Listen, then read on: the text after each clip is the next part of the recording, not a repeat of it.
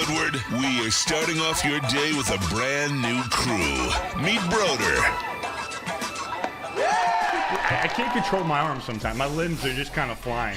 Detroit Kool-Aid. Fired up! Y'all got Kool-Aid. I'm fired up! But with the Wake Up Woodward crew, he's actually a part of the family. Flannel Sam. Ask me about my wiener. Okay. Along with JB and KG. Wake Up Woodward gets you all of your Detroit sports talk. Every morning, 8 to 10 a.m. Live on Woodward Sports. A show for Detroit, by Detroit, with people from Detroit. Tell Siri to set an alarm, because it's time to Wake Up Woodward. What up, though, people? Thank you guys for choosing to kick off the day with Wake Up Woodward. And you know what, man?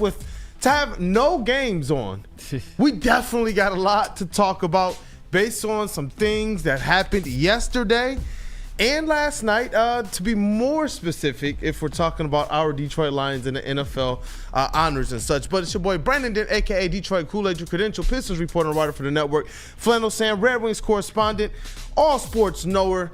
Brother, I know that you were glued into everything going on yesterday. I was. For a while there, I actually forgot that the NFL Honors was going to be last night. We had other things planned for the show today, but then, let's just throw that all out and talk about how the Lions, they definitely, there's some things to talk about when it comes to who won awards, who was snubbed. We'll get into it. Man, and you know what? Shout out to you, chat family. Going ahead and let's start running up those likes. It is a Friday show, and there was a lot that went down. Obviously, the Pistons trade deadline, we're going to get into it because the discourse online is what got me really, really, really confused, man. I'm not understanding quite what fans were expecting. We all stated what we wanted as fans. Sure. And then we also stated what we probably thought was going to happen. And we thought it was going to be a rotational secondary facilitator or a four, somebody to help out down low. So we're definitely going to talk about that today, and we got KG to prove me wrong. Yes. But you know what, man? Let's start with those honors, man. Let's start with those honors. Josh Allen winning MVP. Yeah. That's who I would have voted for, honestly. Josh Allen, I was very impressed by the way that he was able to have, in my opinion, his best regular season after Stephon Diggs and Gabe Davis, their two top receivers, leave in the offseason. If you want to say that Lamar Jackson was snubbed, I don't necessarily blame you because his counting stats do look better. But the reality is with Josh Allen is the Bills had a better record, which does matter when it comes to these votings. And they got home field in the playoffs, and look at what happened. The Bills ended up advancing, and the Ravens went home.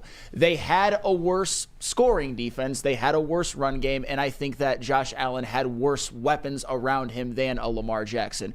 Not taking anything away from Lamar Jackson, but I thought this was Josh Allen's MVP to lose, and he ended up winning it.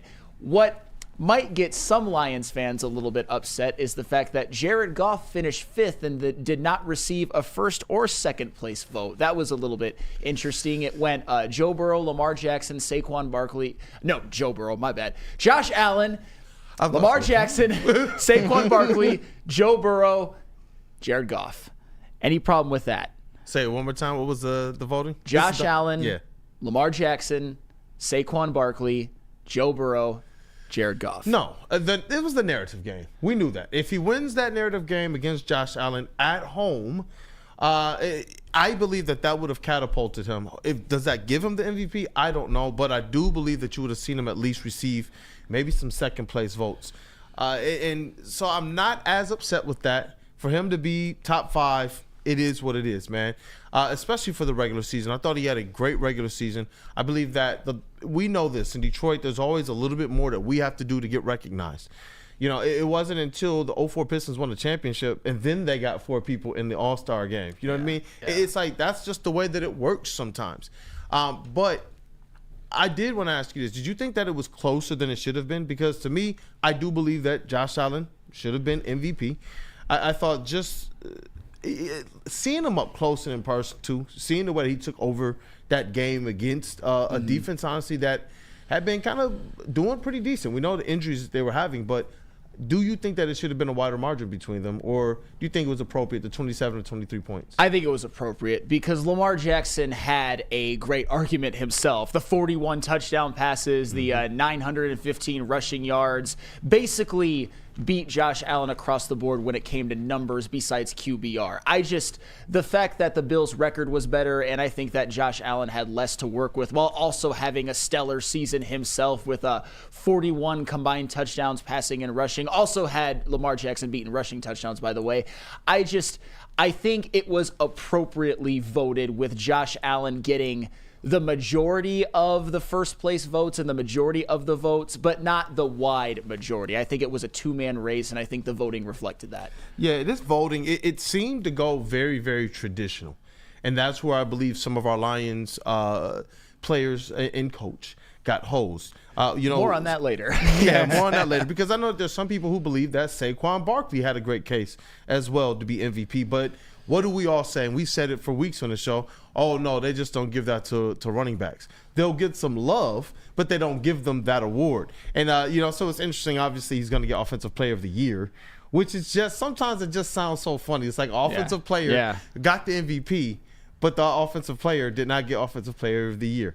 That does go to Saquon Barkley, running back. And this is one where I don't know, man. If you have a year like he just did, and there's still no running back MVP, it's tough, man. Jahmyr Gibbs, you got your work cut out for you, brother. It's so funny because one of the things that I mentioned is if Saquon Barkley is going to win the MVP this year, all he has to do is, break the all-time rushing record. It just shows what an uphill battle it is for running backs. I question now if a running back is ever going to get it because Saquon was certainly deserving as well. But Offensive Player of the Year, this was as no-brainer as it comes. Over 2,000 rushing yards his first season with Philly. In only 16 games, probably honestly would have broken the record if he would have played in Game 17. But the Eagles didn't need that one for seeding, so he didn't play. No brainer. Congratulations to Saquon Barkley. And if he finishes this off with a great performance in the Super Bowl, this might be the best overall running back season we've ever seen. No brainer. Saquon Barkley, Offensive Player of the Year. Yeah, definitely, man. Just absolutely special. Obviously, the play that just continues to live free in my head, man, on repeat, it's that backwards hurdle. Yeah. I still don't understand the mechanics of it. And then you know what else, man? It's kind of number two that just sticks out, highlights from his season, is that all the kids who tried to do that backwards hurdle, and we got a lot of great what's trending content out of it. Yeah. It's like, you guys are not Saquon Barkley. You are not Saquon Barkley. No. Oh, snap. But Jaden Daniels. This was one player that I was very sure of in this draft. Offensive Rookie of the Year, man. Yep. Another one, no-brainer. Should have been, I don't know if it was unanimous. If there was anybody, like you could make an argument for Bo Nix, and you could maybe make an argument for Brock Bowers, who one-upped what Sam Laporta did last year and broke every rookie tight end record, so he deserves some consideration. But really, Jaden Daniels, I've said it all year long, and when you put in or at least not all year long, but since it was very obvious, but since it became obvious that Jaden was the class of this rookie class, he had the best rookie season ever. And when you combine it with what he did in the playoffs, it's no question about it. How he helped turn around this Commanders franchise, getting him a couple of playoff wins as well, including one at Ford Field. I know the playoffs doesn't factor into Offensive Rookie of the Year, but just based off his regular season, no-brainer, Jaden Daniels. Yeah, definitely a no-brainer, man. And here on the defensive side, this was a name that, was very, very popular on this platform. I heard this a lot from Broder. I heard this name a lot from you. I heard this name a lot from KG. This was one of your pick type guys as well. Jared Verse wins Defensive Rookie of the Year. Yeah, the funny thing is, that was I actually wasn't a pick when it came to Jared Verse. I will be honest. I was a pick when it came to Latu. But things happen, and how the season played itself out, he absolutely deserved Defensive Rookie of the Year. I know that his sack numbers or his counting stats weren't necessarily eye-popping, but he's another one that if you put on the tape how he was getting consistent pressure on the quarterbacks, he was very stout against the run. It was a great defensive line as a whole, and Jared Verse was really really somebody who required a ton of attention so that his fellow rookie Braden Fisk could get more sacks. Jared Verse was 100% the rookie of the year. And I think who got second, Quinyon Mitchell, was probably deserving of second, although I don't think he did more than Jared Verse. Yeah, and you know what, man? Shout out to Jared Verse. This is where I do believe the question comes up, or where the conversation comes up of, do you go and keep that capital and go out there and get an impact, edge rusher, defensive lineman, like we saw several teams have success with this year, or do you go and you spend that capital to go get that Myles Garrett? That's also going to cause some issues potentially with who you can bring back in the future and potentially who you bring back in the now. That's a good question. All I will say to that is for every rookie Jared Verse, there's a rookie Dallas Turner or a rookie Darius Robinson. For every rookie Chop Robinson, there's a rookie, the aforementioned Darius Robinson. It's about a 50-50 split. And with Myles Garrett, even though you'd have to give up a ton and obviously take on his contract or whatnot, he is arguably the best defensive player who currently walks earth, and maybe the guy who is in competition with him for that is also on your team. I'm so glad you made that distinction, because as I see some of the conversations going back and forth in our socials, shout out to the social team, that's the one thing that I think about too. It'd be different if this was a couple years ago and you're in an opportunity to go and say, you know what, let's take a chance on some players, because they didn't have Super Bowl expectations then. But right now, after you see a couple years in a row for the Lions, you fell just short. This is to a point now where I'm like, you know what? Let's go get some sure players. Some players, like you stated, we know exactly who Myles Garrett is. Yep. And that's no slight to who the prospects are. That, to me, is not even a slight to who Brad Holmes is and his ability to be able to, identify talent. Defensive line to be determined.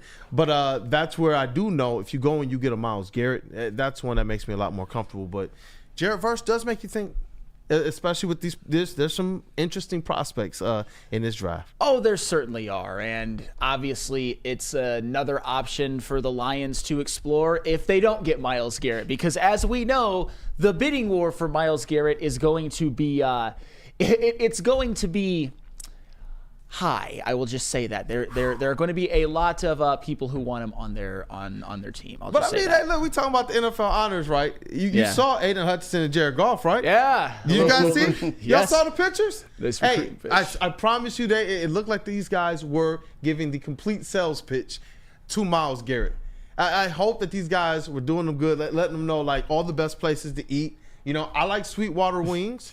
You know what I mean? If you're like Anson, you like Sweetwater wings, and you go right across the street to Legends.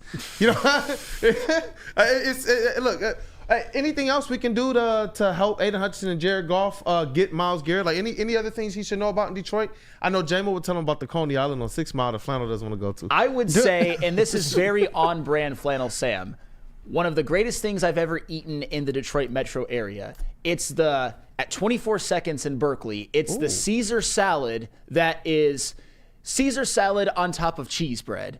Of course, Flannel Sam would like that, but it's so freaking good. Myles Garrett, and it's hearty, too. I know you're a big man who needs a lot of fuel. 24 Seconds in Berkeley, man. I got you. You know what?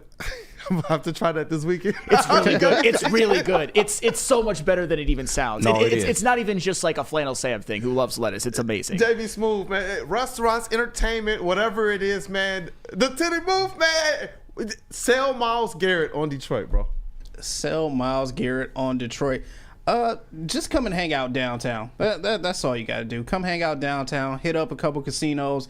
Hey, if you come to LCA during a Pistons game, you are going to get a standing ovation. I'm telling you that right now. So just come and see the experience that we got going on here. I guarantee you'll fall in love with all the people and the city around us. So I'm telling you, it's top notch. Chat family, man, put y'all sales pitches in the chat to one Myles Garrett, KG, $24.99. Where are you taking Myles Garrett to sell him on the city? Hey, man, cash rules everything around us. Cream, get the money, dollar bill, y'all. Plain and simple. Come get your money. The city going to love you. We going to support you, man. The hood going to love you. I'm telling you, it's the perfect spot. Why not? You already in a cold weather state. You might as well just come on up the street. I don't know. Which one of you is addressing him right now? Cavassier, Chase GPT? You guys will probably say it's more Chase GPT, because Myles Garrett, if you've, he shared a little bit of his personality, big Halloween fan. You could come enjoy the festivities on, is it Tilston Street? Isn't that the big Halloween street? Oh, yeah. Also, pretty sure he's a big avid reader as well. Isn't it like the John King used and rare bookstore, like the really big bookstore in downtown Detroit? So maybe that's something that, like, you know, when he's not in Allen Park or, you know, at Ford Field, maybe he pops his way downtown and finds a nice good book, you know. Maybe takes a Halloween, goes to Eloise Asylum. That's a pretty Yeah. That is a imagine pretty dope Miles spot. He's a Garrett. big Halloween guy. Imagine like going through that haunted house and right behind you is just Miles Garrett. I mean, Pretty scary. I know, right? especially for this year as well too. I believe they're doing something special for Valentine's Day, so it's kind of nice, kind of cool to go and check it out. Wait, Eloise is doing something for Valentine's Day? Yeah, it's like Valentine's Day Massacre, something weird like that. I don't know the exact name of it, but yeah, basically you get to go explore the places, and it's kind of Valentine's theme as well too. So Very Man. nice, very nice. I told the people to sell Miles Garrett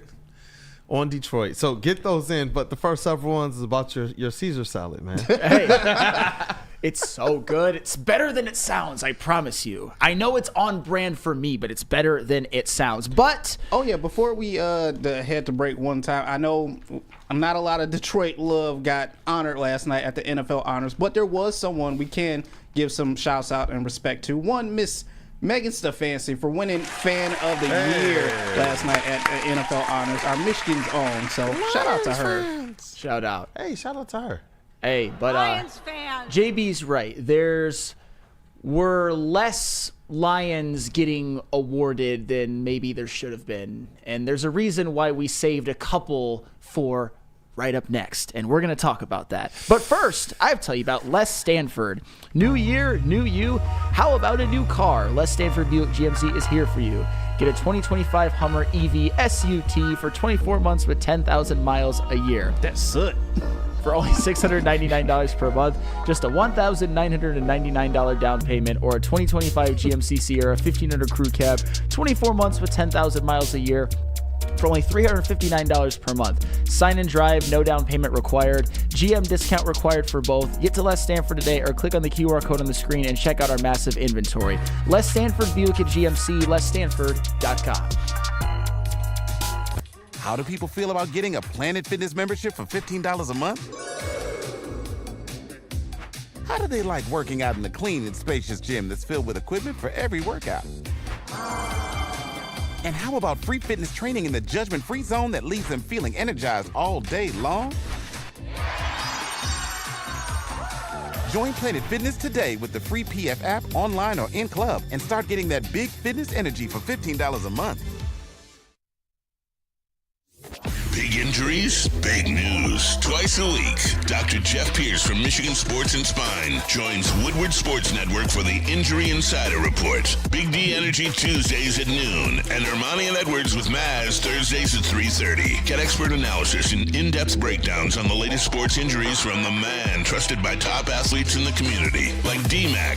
Whether it's the Lions, Pistons, Tigers, or Red Wings, Dr. Pierce talks us through it all. Don't miss the Injury Insider Report with Dr. Jeff Pierce, your go-to source for understanding the impact of injuries on the games and players we love. Only on Woodward Sports Network. Scan the QR code on the screen or go to MichiganSportsandSpine.com to see if Dr. Jeff Pierce can help you. Feldman Chevrolet, Michigan's #1 Chevy dealer, is kicking off the game with the best prices on all cars, trucks, and SUVs, like this 2024 Silverado for just $296 a month, or this 2025 Equinox for as low as $371 a month. Our locations in Novi, Highland, New Hudson, Livonia, and Lansing means we have the perfect Chevy right in your backyard. Get the home team advantage every day at Feldman Chevrolet, Michigan's #1 Chevy dealer. A ton of fun, a ton of sports, and a ton of man meat. Welcome to the Woodward Heavyweights, live daily 5 to 7 p.m. on Woodward Sports. I got to tell you guys about that Tangerine Space Machine, the new easy drinking IPA that is out of this world. It's smooth, it's juicy, refreshing crushability. Take your taste buds to the moon and grab yourself a case of this intergalactic haze of goodness. This is the official beer of outer space, but you don't have to go that far to get it. It's at your local store right now, so go and grab yourself a case today. Brewed by New Holland Brewing Company, straight out of Holland, Michigan, so you always can support locally. Get a case today.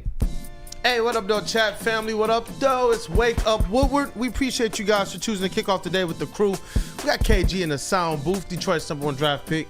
We got JB Smooth in the TD booth. That's Woodward Sports MVP, Kavasi Chase in the building. Shout out to our brothers Matthew Broder and that dude Justin. But Flannel Sam, we also have a 2025 Hall of Fame class. Yes. Eric Allen, Sterling Sharp, Jared Allen. I think we all remember that name. And Antonio Gates. Yes. If there's one person that I'm the most happy for, it 100% is Sterling Sharp. I think that it was a long time coming. He was, in his era, one of the most dominant receivers. He won the Triple Crown in '92, had 5,000-yard seasons, was arguably the second best receiver in the NFL next to Jerry Rice when he was in there, when he was in the league. The only issue was his career was cut short after only 7 years due to a neck injury. And for him, I'm sure it was very difficult over the years getting hurt right before the Packers win a Super Bowl and you're not on it. Your little brother becomes a Hall of Famer before you, even though, with all due respect to Shannon, he's not as good as Sterling. And you just have to keep getting snubbed and keep having your opportunity pass by you. So I'm happy that Sterling Sharp got enshrined. That's a good point by you, man. I'm telling y'all, man, Final B just spitting heat. And Jared Allen, man, he's one of those guys who I absolutely hated because he just wasn't on our team. But he was an absolute force of nature. He was an absolute disruptor. And when I remember him playing against the Lions, it just seemed like he had a completely different gear that he would go to against us. He loved to come in here and just run roughshod over us. He loved to talk about us before, talk about us after the game. And it was one of those things where on the field, you couldn't even, he wasn't dirty. He played tough and physical. He's the type of guy that you would want Dan Campbell to go and get. And to me, it's one of those things where it's like, you know what, tip of the cap. You know, the Lions got punched in the mouth for so long. Some of them dudes better be Hall of Famers. I'll admit it. I hated Jared Allen. Dog. I hated that stupid sack celebration. I hated the fact that he just destroyed the Lions. I hated but what it always comes down to with guys like that, what you hate the most is he was just so damn good and so damn dominant, and he absolutely deserved the Hall of Fame. 136 sacks for his career. I believe 7 or 8 double-digit sack seasons, led the league twice. 100% deserving, even though I couldn't stand him when he played. We wouldn't have gotten the Dan Orlowski play without Jared Allen. So shout out to him for creating an absolute classic. But everybody is well deserving of this class. Antonio Gates is one of my personal favorites. Tight end, one of the best tight ends of that era, hands down. I believe he has ties back to Michigan as well. So shout out to him. Really look forward to seeing him go in. It's well deserved. Yeah, definitely. I see some people in the chat who, they remember Jared Allen. Weezy D 313. Jared Allen was cold, and right there with you, dog. I hated Jared Allen, and it was just one of those, like, he's really, really good. It wasn't the type of hate that I had towards Ron Artest, who I'm like, you dirty person, player. You know what I mean? But with Jared Allen, it was just one of those ones where you were just frustrated, like, all right, we got him blocked this time. No, we don't. He just straight pancaked our running back while also getting the sack. And it was just that type of stuff that would piss me off about him. But deserving. Talk about deserving. Kevin O'Connell wins Coach of the Year. Boo. And I just remove the question mark, man. Dan Campbell is snubbed. Now, we talked about this. The traditional aspect of things. Y'all called this a while ago. You said, how do they usually do this thing? Who flipped the most from losses to wins in a season is usually what's going to take some type of precedence. And for the Lions, they were good last year, and this year they were great. But it feels like they just left all context on the production floor. Like, this defense got decimated. They lost their best defensive player, probably the best defensive player in the NFL, or at least was going to be trending that way this season. I just don't understand exactly how they come to this decision, Flannels. Yeah, this Dan Campbell was 100% snubbed. And I want to make something very clear. Kevin O'Connell did do a great job.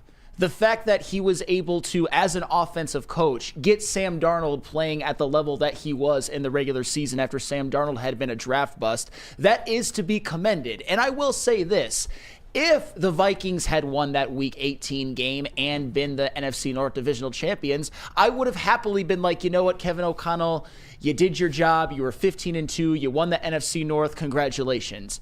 But we all know that's not what happened. We know that in Week 18, Dan Campbell led his Lions without Ali McNeil, without Carlton Davis, and without Aiden Hutchinson, and they got the win 31-9 over the Vikings. Dan Campbell, you're right. It's 100% about context. It's the fact that all of those guys missed significant time. It's the amount of players that they had on IR. And think about this. Wasn't it funny and kind of symbolic that the game right after Aiden Hutchinson goes down, and even some of us fans wonder, how are they going to respond? They go into Minnesota and beat Kevin O'Connell's team in Week 18 with everything on the line, as I already said. With Week 18, everything on the line.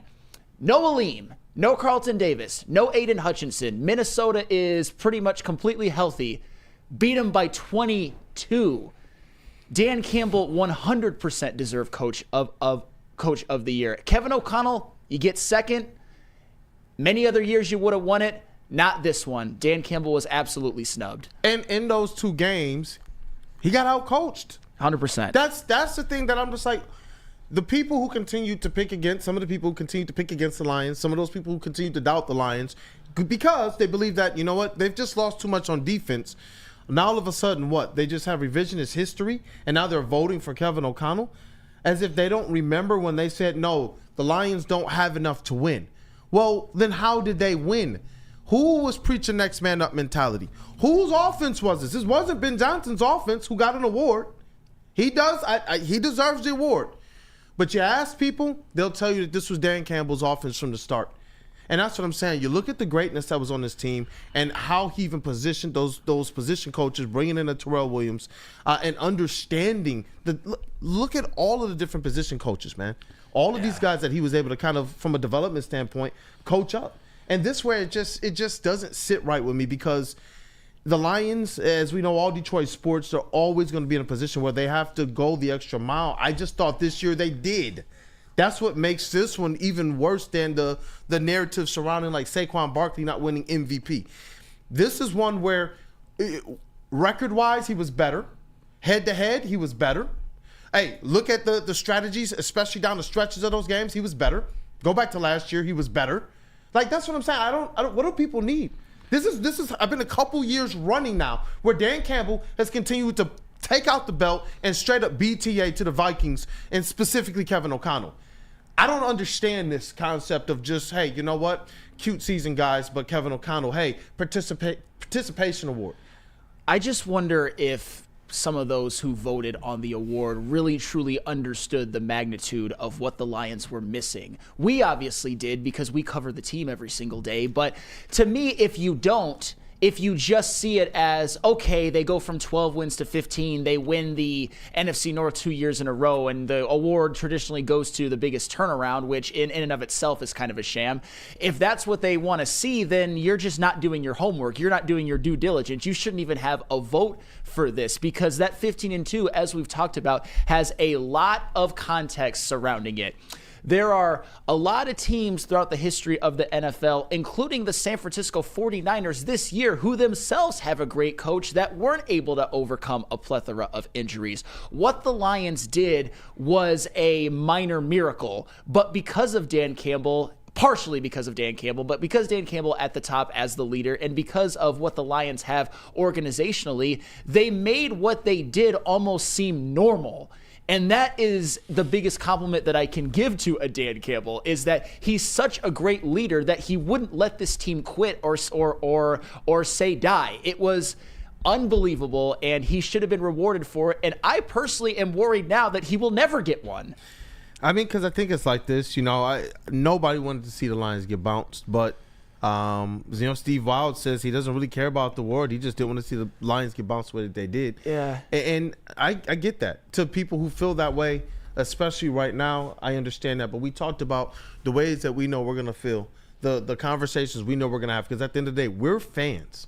And what do we talk about our teams? Their history. And I know that for the last 60 years, we haven't had too much good to talk about at all. I know for a lot of Thanksgivings it was trash.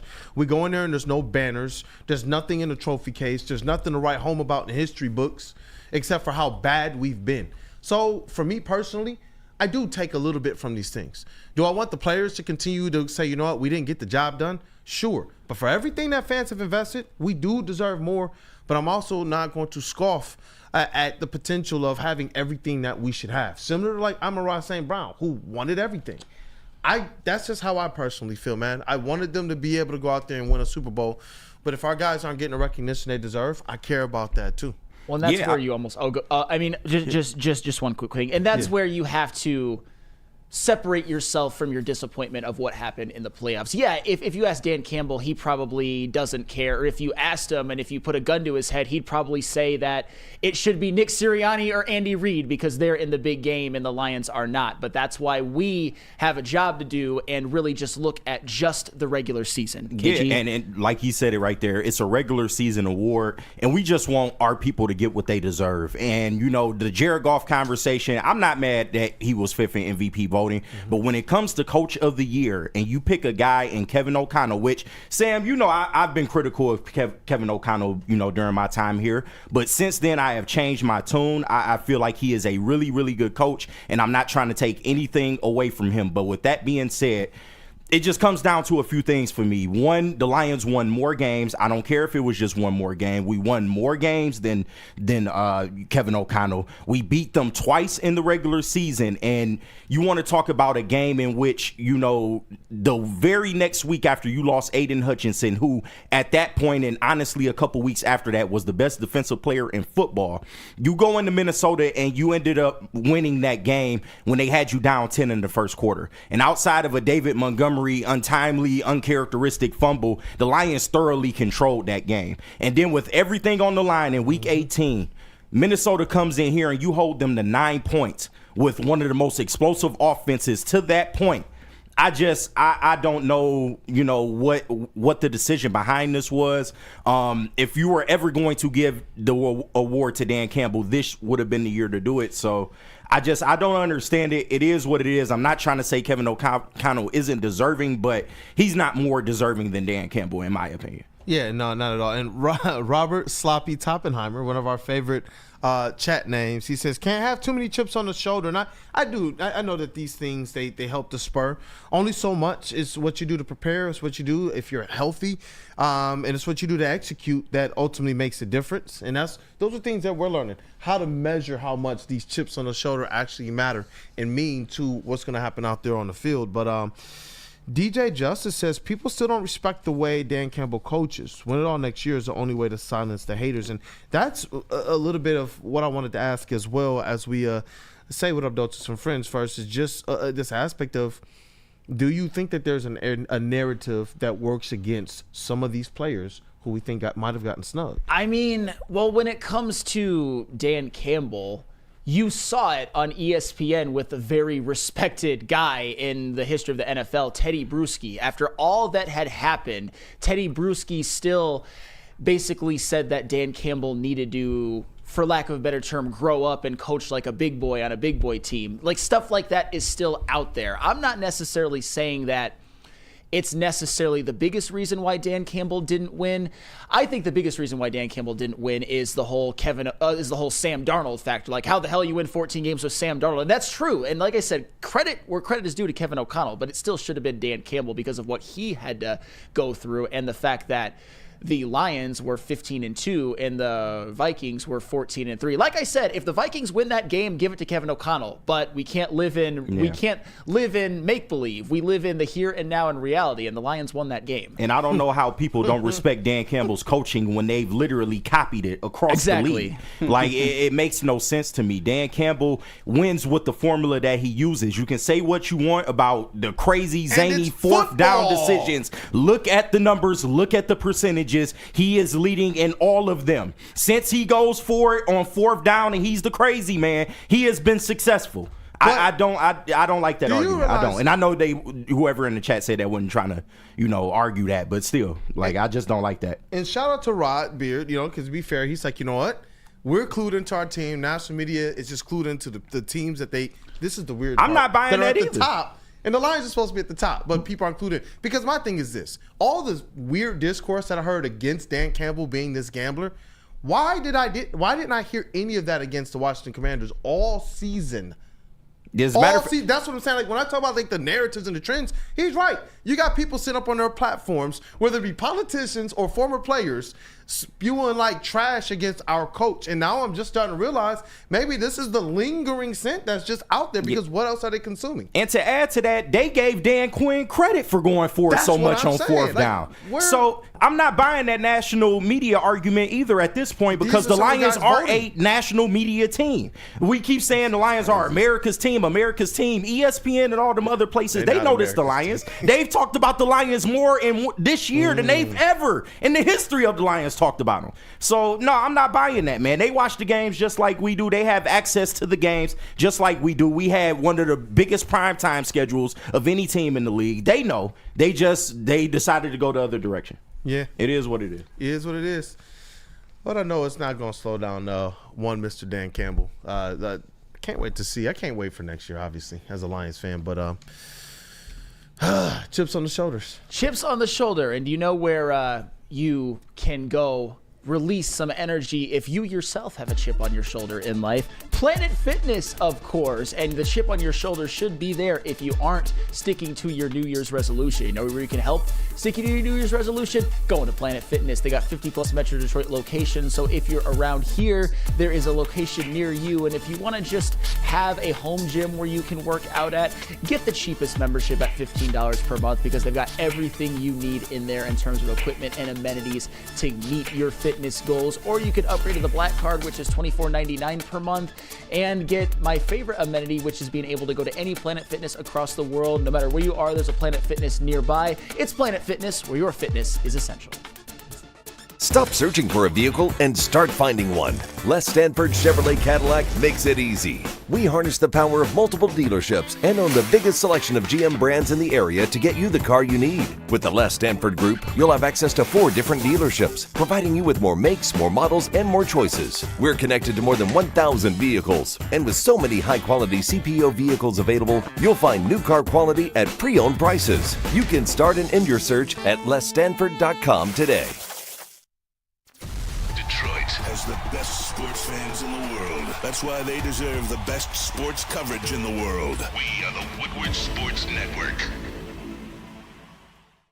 Walk into any Lady Jane's Haircuts for Men today. Open 7 days a week. Sit back, relax, and enjoy precision haircut, scalp massage, hot leather neck shave, and hot towel treatment from one of our talented stylists. Step up your game this season and take advantage of our $20 haircut special. Scan the QR code and get your coupon today. Lady Jane's Haircuts for Men, the ultimate haircut experience. Open 7 days a week. Walk-ins always welcome. Lady Jane's Haircuts for Men. It's wicked awesome. Head to WoodwardSports.com and click on Shop. Get the latest in Detroit sports apparel and exclusive Woodward Sports gear. WoodwardSports.com can get the whole team outfitted. Love the Pistons, Red Wings, and Tigers? We got something for you, too. Shop online at WoodwardSports.com. How do people feel about getting a Planet Fitness membership for $15 a month? How do they like working out in a clean and spacious gym that's filled with equipment for every workout? And how about free fitness training in the judgment-free zone that leaves them feeling energized all day long? Join Planet Fitness today with the free PF app, online or in club, and start getting that big fitness energy for $15 a month. Somebody say merch. Head over to woodwardsports.com. Click on that shop tab. New designs for you every single week. But let me tell you about the ones we got up here on screen. We got the LFG Red Wings hoodies, t-shirts as well too. And you can't forget about the Woodward Tigers as well. You know, the season is starting back up real soon. So you guys got to get decked out because I know you're going to be down there at Comerica Park showing off that Woodward Sports merch. Head over to woodwardsports.com. Click on that shop tab. Get swagged out. Get swagged out. What up, though, people? Welcome back. And you know what? I got the victory shades here, man. And we're going to let the chat family decide on if it's victory shades segment or not. But I'm talking about the trade deadline, the NBA trade deadline. It came, it passed, and the internet is split, man. And so, chat family, I want to know how you guys feel about it. everything shook out. I kind of wish that they had an opportunity to take a flyer on a KJ Martin, but he was packaged as a part of a deal with Josh Richardson and a 2028 second-round pick to acquire Dennis Schroder, Lindy Waters, who is from played with Cade in college, and 2 second-round picks at the trade deadline without having to give up anything, except for just their cap space. That's it. So there was this aspect of what we wanted the Pistons to do as fans, go out there and get Cade the number 2. And they could have done that, but it would have cost you either a young player or it could have mortgaged years on your cap space. You know, they could have done it without giving up a young player, but now you're talking about taking on probably some pretty bad contracts that you don't really want to deal with. But for me personally, what was the baseline? When we were consistent, go and get that secondary, that backup facilitator, especially with Jaden Ivey out. We were saying this before Jaden Ivey went down.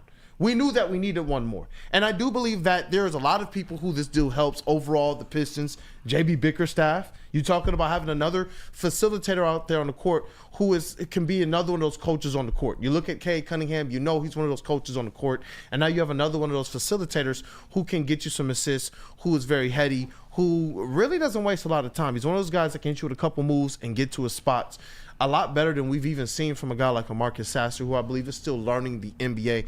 But Flannel Sam, I just want your initial reaction to this trade overall and your perspective on if they improved or not. My initial reaction is that I should have seen this one coming, and I'm kind of kicking myself for not doing so. What this tells me, this getting a guy like Dennis Schroder and everything that comes along with him, is that the Pistons believe in Jaden Ivey. They are using Dennis Schroder as a potential stopgap till next year, where Dennis Schroder's contract will be a free agent. He's only $13 million this year. What it does is it gives Cade Cunningham that secondary facilitator and ball handler this year, a guy who, honestly, with Brooklyn, I know with Golden State he wasn't very good, but with Brooklyn, he was averaging 18 points and 7 assists on 45, 39, 89 splits. This guy has played a lot of games in the NBA, has been a guy who's going to give you about 15, not the best shooter, about 5 assists, and no matter what his role in on the Pistons, whether it's in the starting lineup or probably more likely off the bench, this is exactly what they need. But it also doesn't impact anything. They got him, Lindy Waters, and 2 second-round picks for absolutely nothing. And then next year, if they just want to let it ride with Cade and Jaden Ivey, who were showing before Ivey got hurt that they were working together, you saw how well that Ivey was playing, then that's what they're going to do. If they want to re-sign Dennis Schroder, they can do that. They have a guy who can fill a lot of needs this year, but they still have so much flexibility going into the offseason. So it was the perfect move. It's the move that I never called for, but I should have all along, and I'm kicking myself for it. But there's a reason why Trajan Langdon is the GM and not old Flannel Sam. Yeah, and it's the way that he worked the cap space, including when he first initially traded for KJ Martin and stashing him in what they called effectively saying, oh, we're probably going to use one of our exceptions to be able to acquire him. And they put the deal on hold while it still allowed him to work through different things. There were so many wild reports coming in. And I sent you guys a text. We got word that it was going to be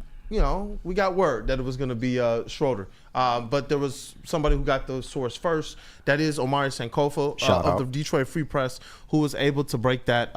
And you know what? As soon as it hit, same thing. I was same thing. I was just sitting there, and I showed you guys the text chain and everything. It's just like, you know what, man? Whew. This was a move that I didn't think they were going to be able to do. And I think that's why I didn't think of it. I thought Schroder was going to be one of those guys that was going to wind up on a championship tier contender or one of those top 4 type seed contenders. I didn't think he was going to wind up on the Pistons radar at all. And that's why I believe that their market was going to be one that was reduced to realistically taking a swing or taking a shot at maybe a forward or one of the more pricier 1s or 2s out there that were available on the market. And that's where, you know, your Levines and these types of players pop up. But this one was very savvy. The way that he utilized the cap space, the way that he got these assets together, and the Lindy Waters one, that was the guy who was holding the ball on the bench from the Warriors when Stu was trying to walk up and rip it away from him. That's Lindy Waters. Mm-hmm. So that's the last time that you guys would have seen him outside of trying to look up who he is since this trade has gone down. But overall, yeah, this is a good move. And I don't scoff at the 35% on 3. for Dennis Schroder either, as well as the 5 assists. I'm hoping that on this team, he doesn't feel the necessity to have to be that scorer first and can focus more on facilitating and let the offense come his way. And that's where I do believe having a Sasser on, as well as Beasley, as well as hopefully Fontecchio. I'm hoping that these guys can be reliable outlets around that perimeter for him as 3-point shooters. I was going to say, if I were JB Bickerstaff, and I suspect that he's going to do this, I want Dennis Schroder on the bench. I want him and Malik Beasley on that bench unit, making your bench so much stronger. And then imagine what a Dennis Schroder as a facilitator, as a much better facilitator than a Marcus Sasser, could maybe even unlock Fontecchio a little bit. Maybe. You can't get much worse. Maybe get Ron Holland some more easy looks as well. Only good can happen from this because they literally gave up nothing and they basically got exactly what they needed. I'll tell you what, that winning 20 games before the end of the year is a lot more likely with Dennis Schroder than without. I will just say that. And that's one of the things that I took into consideration when I said that they would, because I figured that they would make a move like this. I didn't expect it to be this, but for flexibility, for the future of the young guys, this was the perfect move. You won't be seeing Jaden Ivey for the rest of the year unless he heals at a super fast rate. But you don't have to. You got somebody who can provide a little bit less than what he does, but just as that stopgap. Yeah, I will give that update as well. Pistons PR hit us up with the update on Jaden Ivey. He is in a walking boot. He is walking. Some of you guys might have seen some of the videos. He's walking in the pool. He's able to bear weight on that leg as well. He's going to be reevaluated in 4 weeks as he goes through now 4 weeks of rehab. So it does give him a shot.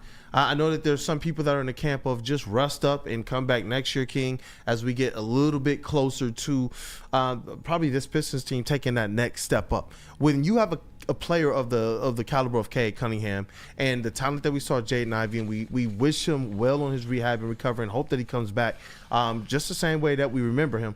But when you have a player like Cade Cunningham and you see the growth that these young players are making under JB Bickerstaff, that's when you have the opportunity to accelerate your rebuild, the same way that we saw the Orlando Magic and the Houston Rockets and the Cleveland Cavaliers all do in recent seasons.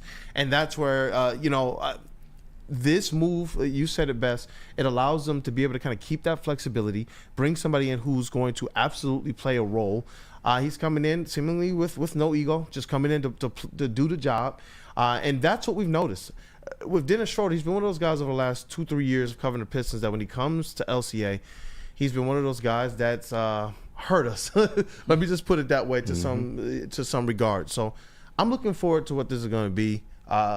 KG, what up, though, brother? Oh, man, I think Trajan cooked with this one. I don't really see how people cannot like this deal. And listen, I got to admit, some of the memes about how many times Dennis Schroder got traded on X, they were hilarious, okay? I got to give y'all that. But ultimately, this is what I was trying to iterate to the audience over the last couple weeks. The Pistons were probably not going to make that big move that everybody wanted. They were going to prioritize draft capital, in which they did that. They went and got 2 second-round picks, which I know a lot of y'all don't think is worth a damn, but I'm telling y'all, in the offseason, when you're trying to load up and make a deal for a better player, those second-round picks can come in handy. Or even a first-round pick. Or even that, The Wizards just got a first-round pick at the trade deadline for 4 seconds. Oh, there you go. So, but I fully believe in what Trajan is trying to do with this team.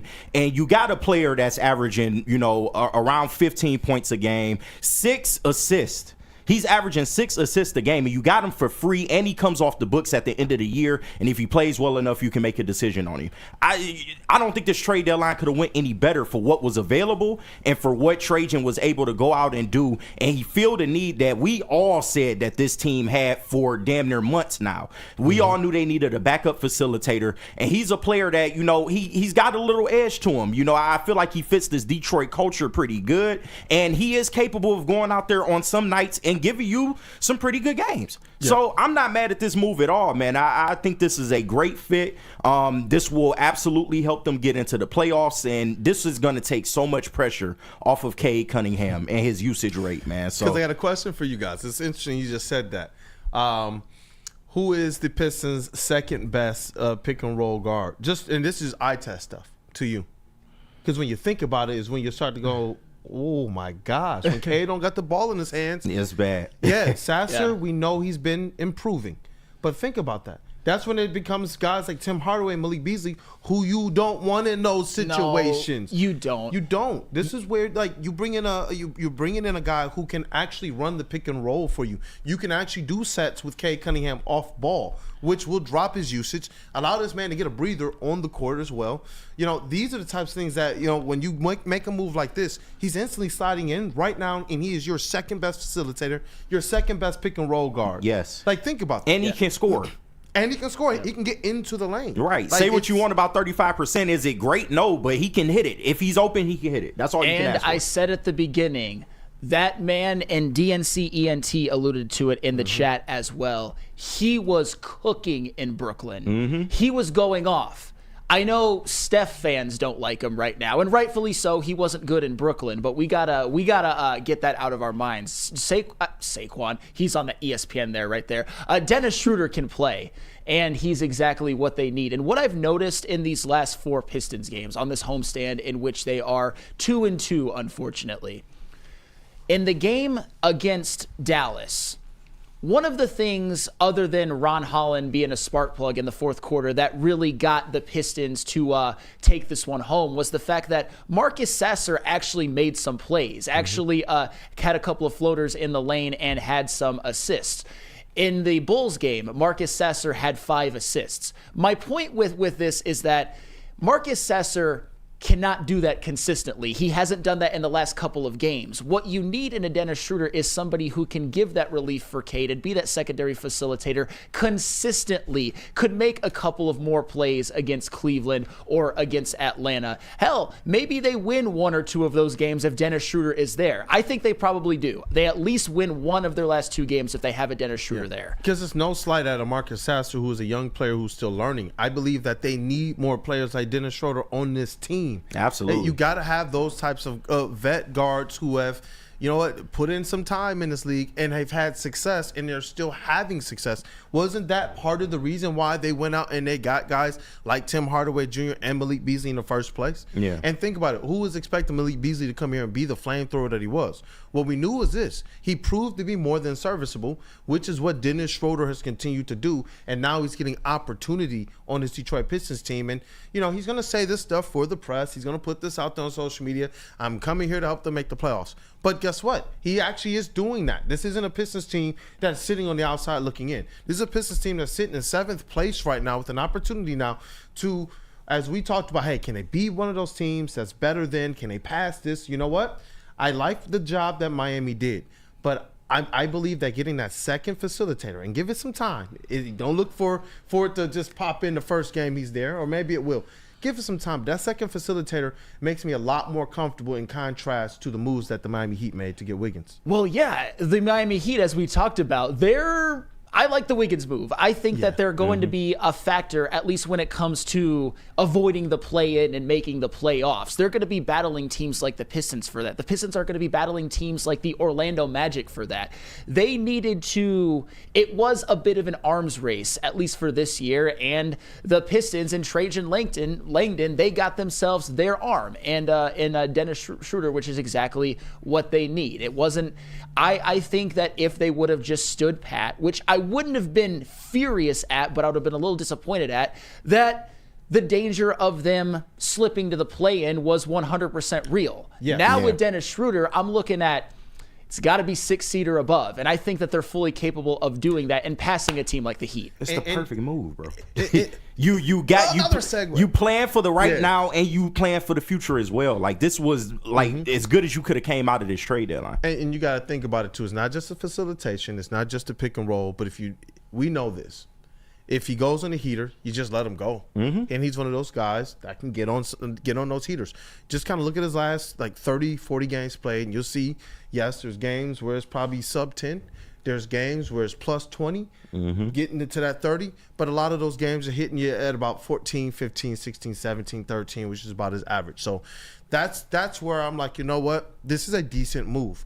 If he's on a heater when Cade's sitting down, you know what, Cade can get a little bit more rest. And it's a situation where he's going to have space. Yeah. Because he's going to be able to play with shooters. I'm hoping that a player like Simone Fontecchio, who is still kind of coming back from that foot surgery that he had that caused him to miss some time last year, that is what I'm hearing he's been dealing with. And I'm hoping that as he gets more comfortable, gets in game shape, gets more rhythm and such, and that foot starts feeling much better, that provides another shooter. Because Simone Fontecchio being consistent, and Schroder coming to this team could be like adding a couple new players after the All-Star break. But what did they do, though? They improved the weakest unit on this team, which was the bench unit. And now you're looking at Schroder, you're looking at, still Malik Beasley probably coming off the bench with a Ron Holland and Fontecchio. I think that's well improved over what you had so far. And then you can still utilize Marcus Sasser as a relief scorer if you need him. And I feel like he's improved in the time he was able to hold down this role. So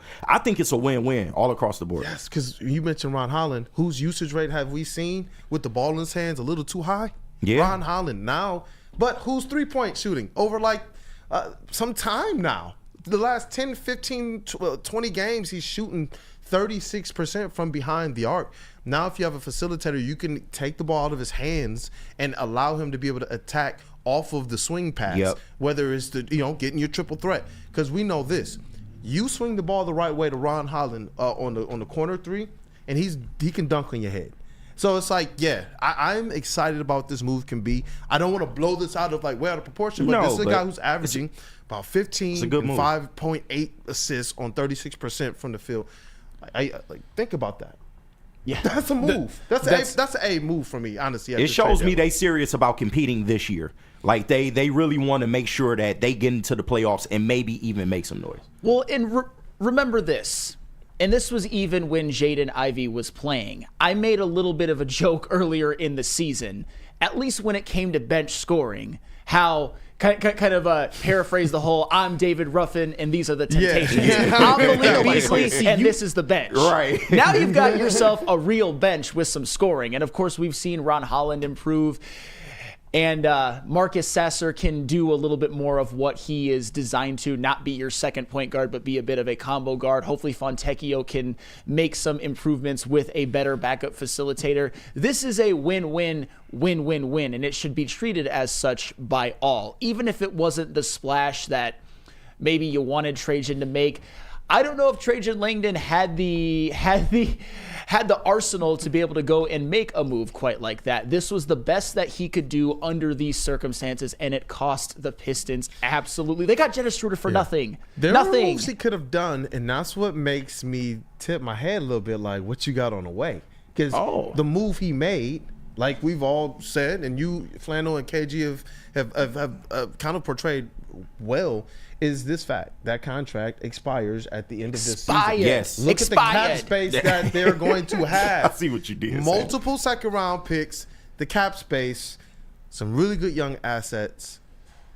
They're going to be one of the best teams to be able to facilitate or do something with come draft time and offseason. Which is why I am still kicking myself for not advocating for Dennis Schroder really at all, because obviously we know he's not a perfect player, and we know recency bias is not good in Golden State. He's had some stretches of inefficiency from the three throughout his career, but it's the fact that his contract comes off the books. They have so much cap space, the Pistons, and the flexibility is still there. Imagine Cade Cunningham with a healthy Ivy getting to maybe play a full season together for the first time ever, plus a big splash.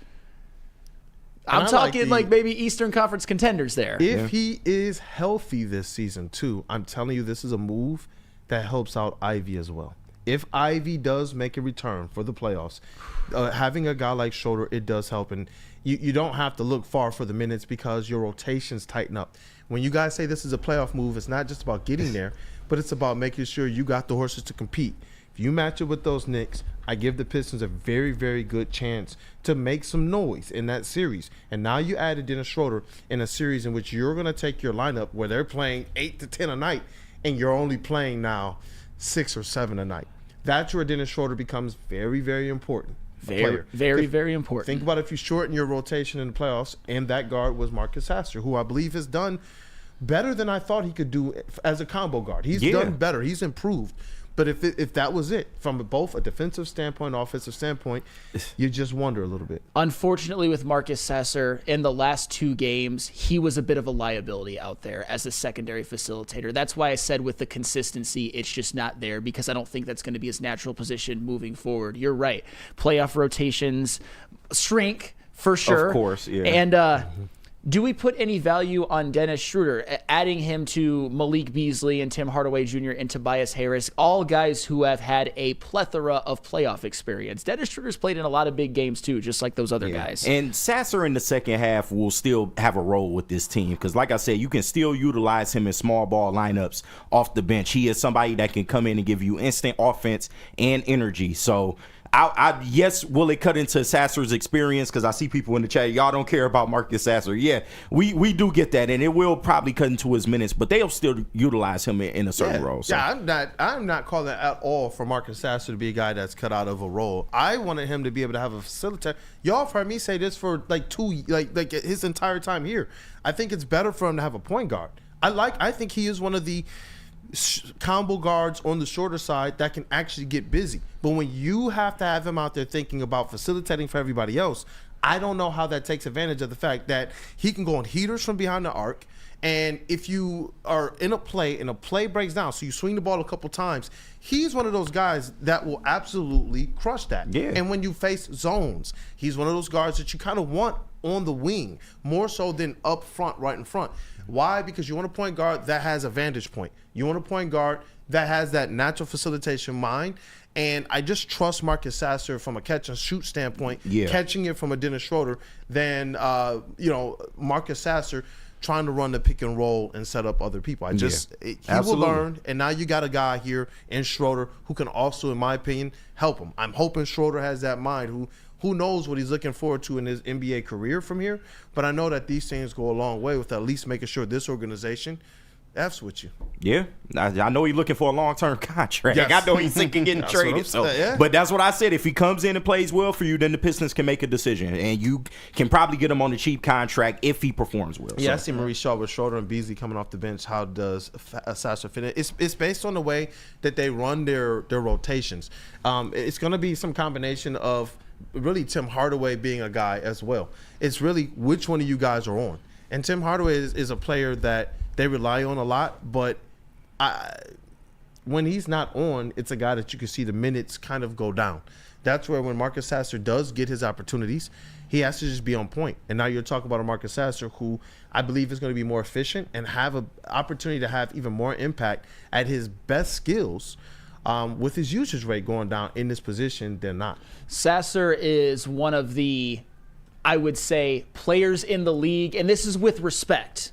This is trying to help him, that needs his usage to be decreased damn near more than anybody. No disrespect. Yeah. No he's not a backup point guard right now. He's just not. But Jeez, that was a fire segment. Yo. But do you know who never needs their? That is probably the worst transition ever. Just tell us about the big game. Do better, man. Do better. I got you. Shout out to Dennis Schroder out here getting traded like a Pokemon card. Yeah, it's pretty This bad. is terrible out here. It's pretty bad. Want to clear up a super chat before we go to break. Shout out to Randall Smalls, man. $5 super chat, 6-month checkup, cancer still in remission. Thank you guys for being here. Wow. Shout out to you, Randall Smalls, man. Big shout out, Big man. shout out. But let me tell you guys about the big game that is coming up on Sunday, because you know where you need to be. You need to be at Hayes Social for, once again, our watch party. Come and watch the game with the crew on 3 17-foot screens. Book your table today before they are all gone. Call 586-247-2223. Great food, drink specials, and the best game party around. That is Hayes Social at 21 Mile Road and Hayes in Shelby Township. Brought to you in part by 1800 Sabbath Coffee, Soroki's Crispy Chicken and Pizza, and of course, New Holland Brewing Company. Stop searching for a vehicle and start finding one. Les Stanford Chevrolet Cadillac makes it easy. We harness the power of multiple dealerships and own the biggest selection of GM brands in the area to get you the car you need. With the Les Stanford Group, you'll have access to 4 different dealerships, providing you with more makes, more models, and more choices. We're connected to more than 1,000 vehicles, and with so many high-quality CPO vehicles available, you'll find new car quality at pre-owned prices. You can start and end your search at lesstanford.com today. Big injuries, big news. Twice a week, Dr. Jeff Pierce from Michigan Sports and Spine joins Woodward Sports Network for the Injury Insider Report. Big D Energy Tuesdays at noon, and Ermanni and Edwards with Maz Thursdays at 3:30. Get expert analysis and in-depth breakdowns on the latest sports injuries from the man trusted by top athletes in the community, like D-Mac. Whether it's the Lions, Pistons, Tigers, or Red Wings, Dr. Pierce talks us through it all. Don't miss the Injury Insider Report with Dr. Jeff Pierce, your go-to source for understanding the impact of injuries on the games and players we love. Only on Woodward Sports Network. Scan the QR code on the screen or go to MichiganSportsandSpine.com to see if Dr. Jeff Pierce can help you. How do people feel about getting a Planet Fitness membership for $15 a month? How do they like working out in a clean and spacious gym that's filled with equipment for every workout? And how about free fitness training in the judgment-free zone that leaves them feeling energized all day long?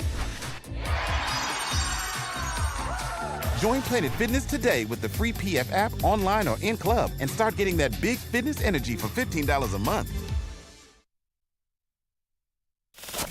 We don't like to brag that we are the toughest sports network in Detroit, but we do have a guy named Darren McCarty on our side. Woodward Sports.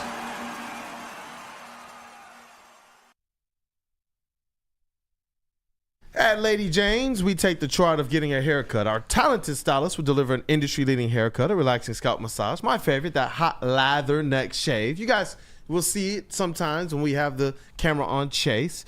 And a hot towel treatment. You guys got to make sure that you ask. No suggestions. Open 7 Towel days a week. placement varies. Walk in anytime. Lady Jane's Haircuts for Men. It is wicked awesome. Hey, and you know what? We just had a pretty fire segment about the Pistons trade deadline, and in about 1 hour, we're going to be able to ask Trajan Langdon about that. So I'm going to jet out of here in about a half hour, get down to the Performance Center, and try and get there in time for the Trajan press conference to hear everything he has to say about it. So, chat family, if there's any questions you guys want to consider, and obviously WUW Crew, get those into the chat. But we got this segment with KG, man. They're always fire. Fan favorite, for sure. Me wrong. Yes, sir. Jeez. Hey, man, y'all know what the name of the game is. It is Prove Me Wrong. And before we get started, the views and opinions in this game do not necessarily reflect our own views and opinions, but some of them just might. But the name of the game is Prove Me Wrong. I'm going to make a series of bold predictions and claims, and it is your job to prove me wrong. Shout out to DJ KG, man. He getting me texts right now. Man, my wife was like, yo, Queen Kool-Aid, yo, I hear the beat on the show. Oh. Shout out, man. Shout out. But so if everyone on the WUW Crew agrees with the statement that I'm going to make, that means I win the round automatically. But if anybody, and I mean anybody, has a point to prove, disagrees with it, you can argue your case. JB will start a poll, and the chat will decide who the winner will be. And there are 7 rounds in total. Are we all ready to go? We're ready. Yeah. All right. Number 1. This is an easy point for me. Everybody in the studio believes in Brad Holmes. Prove me wrong. Come on. This is easy. Listen. This is a game that is geared for me to win. GPT. So stop. Don't even don't do it. Chase, don't do it. I'm annoyed. He does this every time. What are you talking about? Bro, this is like when this is like going to the preschool and playing one-on-one. Listen, this is like going to the preschool and playing one-on-one. This is a game designed you're like for Cartman me to signing win. up for the Special Olympics right now, bro. It is your job to not let me win the game, but this game is designed for me to win. So it sounds like he just arguing challenged Lieutenant Dan to a fucking race, dude. It sounds like he. You just challenged Lieutenant Dan to a race. JB, I'm about to start the poll. Keep playing, Chase. I'm about to start the poll. Does everybody in the studio agree? Yes, KG. All right, there we go. That is 1 point for your boy. That is 1 point for me. All right. Congratulations. Congratulations. Go ahead. Listen, man, these are the rules. I don't make the rules. I kind of do, actually. But, you know, it is what it is. Number 2, Alex Bregman will be a Tiger before the start of spring training. Prove me wrong. Divorce is expensive. The divorce has been reported that it will not affect the sports teams. He says that now. I'll take a stab at it. Let's go. I knew somebody was going to argue with me. JB, start the poll. All right, so Bregman being repped by Boris, he's being very, whoever won, whether it's Boris or Bregman, are being very stubborn with the term of it being 6 or 7 years. I don't think Scott Harris is willing to give that kind of that length of a contract to somebody, even like an Alex Bregman, who will be 36 and 37 in his year 6 and 7 seasons. I don't think that that's something Scott Harris is all about. And I'm not even sure if Alex Bregman is the type of player who you want on this team later on down the road. We understand how he's going to help them in the near future, but 6 or 7 years for Alex Bregman, that's the only really cause for pause. And I know that Scott Harris, for sure, feels that way as well. Anybody else? I think that's well stated. All right. He's trying to drive a hard bargain. Yep. All right. Chase, you got anything? I see you pondering over there. I don't want to play this game. This is like the Washington Generals and the Harlem Globetrotters, man, and I am not a fucking Washington General. I don't know why you mad. Y'all done beat me every time we played this game. I don't know why you upset. Dude, Jay Ratliff said it best. Like, what's the next question going to be? Like, my name is KG. Prove me wrong. Like, that's the type of question you're asking. His name is... We're winning right now. 70 to 30%. So Flannel did make a great case. All right. So if nobody else has a argument, I guess we can close the poll and announce the winner of round 2. Hey, all right, let's do this. Closing the poll right now. And the winner of round 2 is Flannel and the chat. Let's the WUW go. Crew. It's 65%. KG, you got 34. Sorry, Great my job, man. Flannel. Hey, I'm not mad at it. It's fine, man. It's Tied only up round 2. 1-1, everybody. It's only round 2. Number 3.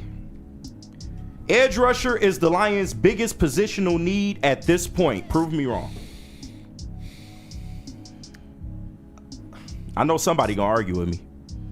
All right, I'll take a stab at it.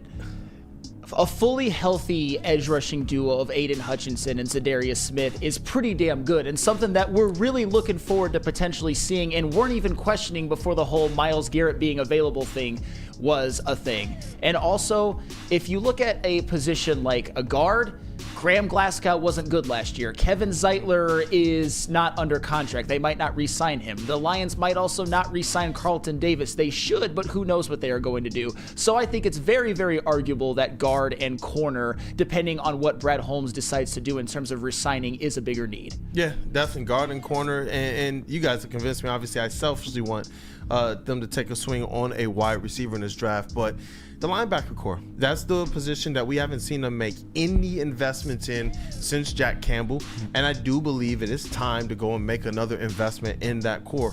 And so there are some needs there, and it's well stated. You look at this defensive line, you got Z, you got Aiden Hutchinson with DJ Reader and Aleem McNeil in the interior. That's a pretty impressive defensive line.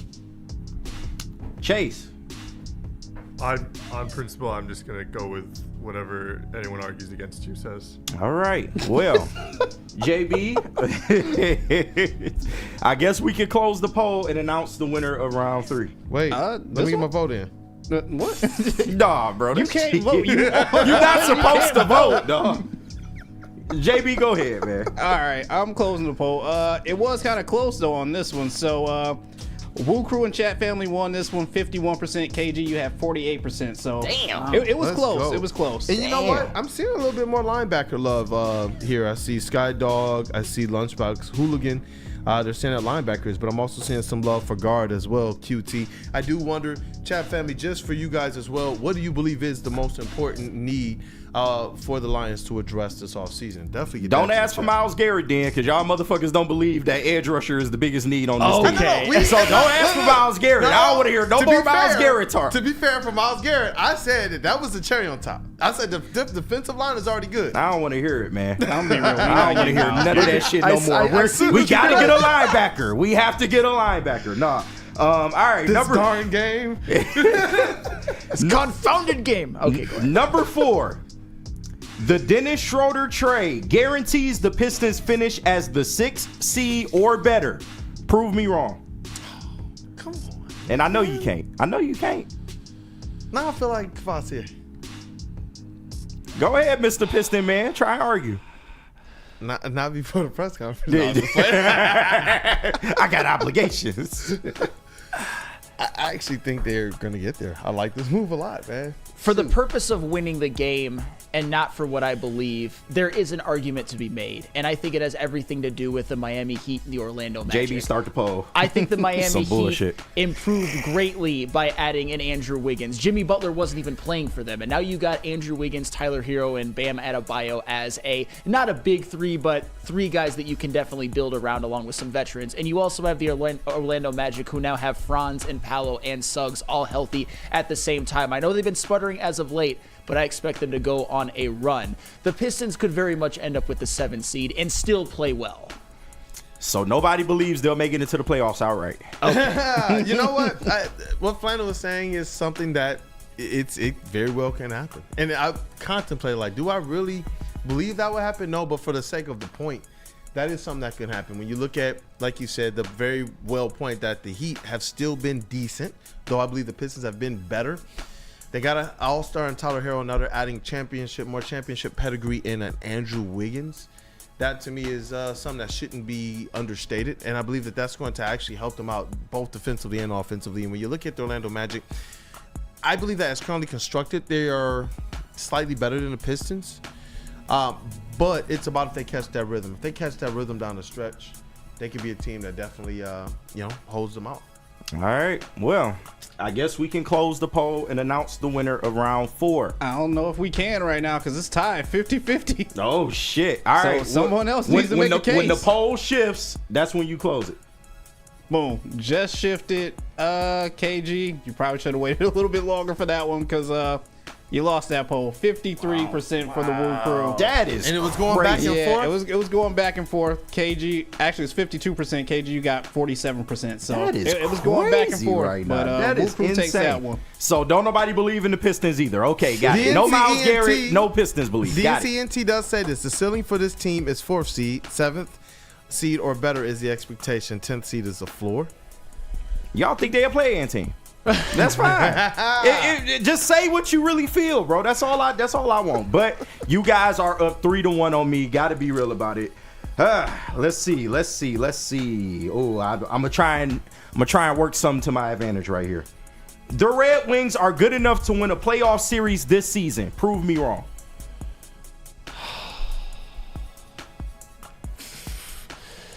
God damn it. I really I know you want to argue it. I know. I mean, well, I want to. I like winning the game, and I like considering things from every single angle. Yeah, have some integrity, goddamn If you want me to make an argument, it's just that. Are you officially making an argument? Yes, I am. All right, JB, you know the deal.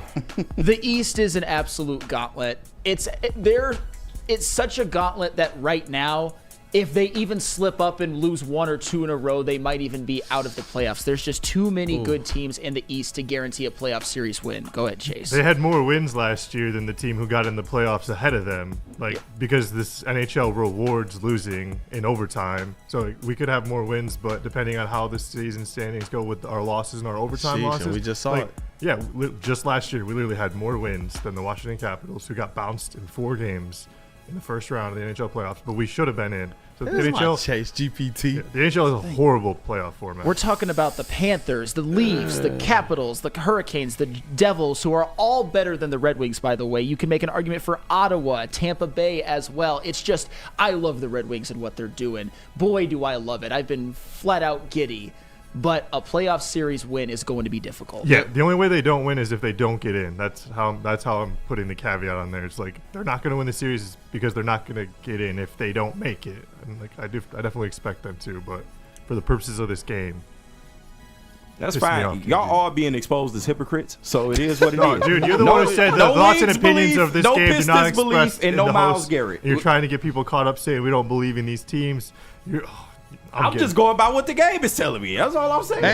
Hey, Chase, since you've been talking, man, I'm looking at the poll. The lead got bigger, brother. Good job. Hold on, man. Red don't swamps. Question 8, KG will go home and get laid by his wife. Prove me wrong. Hey, you can't disprove that one. Nah, JB. That's round number 69, by the way. Right. If we have no more closing arguments, JB, you may close the poll and announce the winner of round 5. Round 6, actually. Well, I think. Oh no, this is round 5. This is Sorry. round 5, yeah. So I think Chase helped that one out a lot. WUW Crew 56%, KG 43. Hey, wow. So now Let's go. we are Smash up that like button, 4-1. chat family. Wow. And you know what I love about Prove Me Wrong is that if there's anybody who believes that we generally would have more bias or homer or slappy or Kool-Aid takes, Prove Me Wrong. It really makes us have to dig deep and think about the possibilities. So yes, I do believe the Pistons will make top 6, but we have to talk about the real possibility of if it doesn't go the way that we expect. Yeah, sure you do. Prove me wrong. Prove me wrong. I'm gonna tell the Pistons on you, bro. I'm snitching.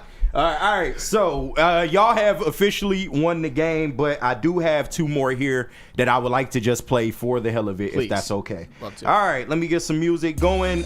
Number 6, and I know this is coming right to JB and right to Chase. Besides Cade Cunningham, Tobias Harris will be the most relied upon player in the second half of the season. Prove me wrong.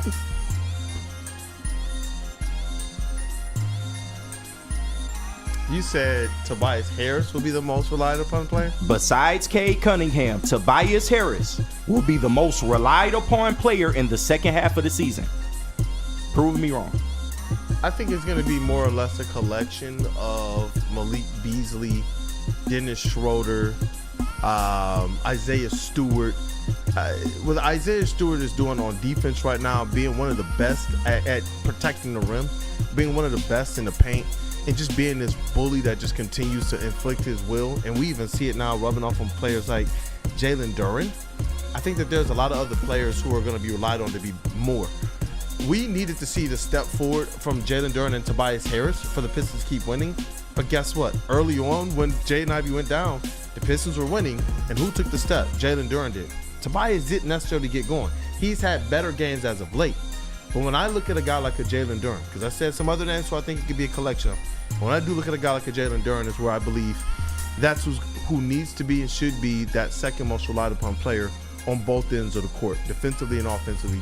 Doing some of the things we see Stu doing, and offensively, just going out there and continue to be that pick and roll partner, be one of those guys who continues to rank high each and every month in dunks per game, and be that guy that just plays with absolute ferocity because it's changed the Pistons. Are you gonna get the consistency though? Is the question, because I agree, but I believe that you can. I think that this All-Star break, there's a lot that goes into people being refreshed, and there's a lot of players across the league who are going to get that as well. So it's not like it's giving the Pistons an advantage, but with the development we've seen them do, now we're going to get Jalen Duren refreshed, like he's gone into a time chamber, which a lot of these players are. But I do believe we're going to get that consistently out of Jalen Duren. I've seen it now over some weeks in ways that we haven't really seen those stretches before. So I do believe that it's Jalen Duren. Yeah, and I don't mean to give a bit of a cop-out answer, but I think what the Pistons have proved is that it's going to be more by committee. Obviously, Malik Beasley has been the standout with his three-point excellence. We all know that, but there are days where it's Tim Hardaway Jr., and then there are days where you see him shoot like 1 for 7. Jalen Duren is making strides. I mean, I've seen him in person look like a more engaged player, both offensively and defensively. Dennis Schroder, we never know what his role is going to be and how much they're going to use him, probably a heck of a lot. Asar Thompson, I mean, you could go on and on and on, so I don't think you can necessarily just single out a Tobias Harris. yeah, sounds good to me. I really wanted to get Chase to argue with me. That's all. That was the point of that question. But I mean, it's just going to be a collective effort, as Kool-Aid and Flannel have said. It's Duren, Beasley, and I'm optimistic about Schroder as it is right now. Beef Stew, I just need you to be that defensive menace down in there, like kind of how a younger Draymond used to be. I'm not looking for you to score a lot, but just be that problem when, you know, when an opposing team tries to come in the paint. So a collective effort. all right, and the last one was because I asked the Brad Holmes one to start the game. Brad Holmes will trade for Myles Garrett. Prove me wrong. As much as I want it to happen, Remember, y'all said y'all believe in Brad Holmes to start this. oh, I do, and that's why I definitely said that I would trust anything he does. And as much as I want it to happen, as much as I would go out there and just, hey, you a first round draft pick, you need another one, you need another one, here's another one. I definitely would do it. It just hasn't really been Brad Holmes' MO. So if he does this, I will tell you this. It will be a move that surprises me. I want it to happen, but it just hasn't been his MO. And I do believe that with that draft capital, it becomes something that they can utilize this year. Maybe he does go out there and finds his Jared Verse to be able to put out there on the line. Maybe he does go out there and is able to say, you know what, we can try and fill a couple needs, whether it's guard, whether it's cornerback, and take a swing at it in this draft. And maybe that there's some cheaper options in free agency as well. So I want it to happen. In my gut, I don't think that it's going to, because it just hasn't been his MO.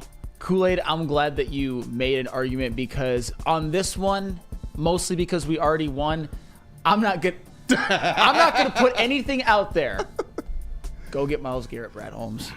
Sound like some fake shit to me, but I don't think it's gonna happen. I'm gonna be honest with you. I just don't think I just don't think it's gonna happen. Like, I feel like Myles Garrett, one, has his eyes on going somewhere else, and Brad's not gonna give up that much draft capital. I think he sees a lot more promise in the draft picks than he does a Myles Garrett right now. So I still believe in him, but I don't think it's gonna happen. He might get somebody else, but it ain't gonna be Myles Garrett. I mean, that's fine. I lost the game, but y'all credibility is damaged way, way more. So it is what it is, man. But that has been proven to be The wrong. game's designed for this confounding game. It's so fun, though.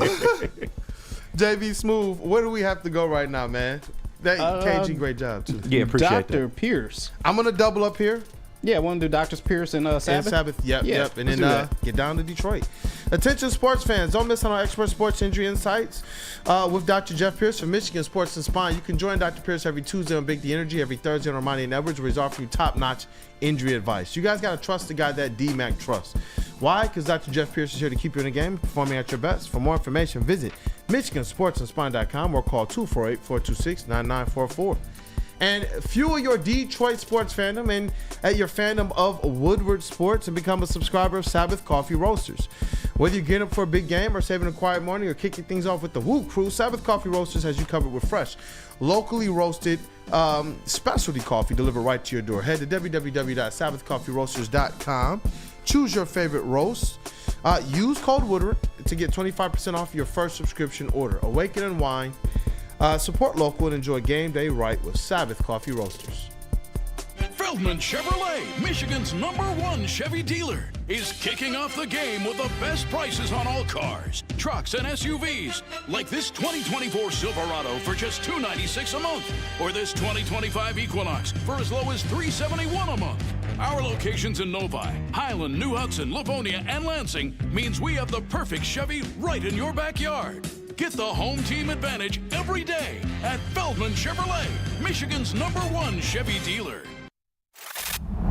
Love Woodward Sports? Love wearing clothes? Then you should be wearing Woodward Sports clothes. Check out our full line of merch at woodwardsports.com. Just click on Shop. We have all your favorite designs, like Dan Campbell kneecaps, Woodward Golf, and of course, our own logoed out merchandise. Men, women, infants, kids all love Woodward Sports. Impress your friends. Impress your boss. Impress your dog. Buy Woodward Sports merch today.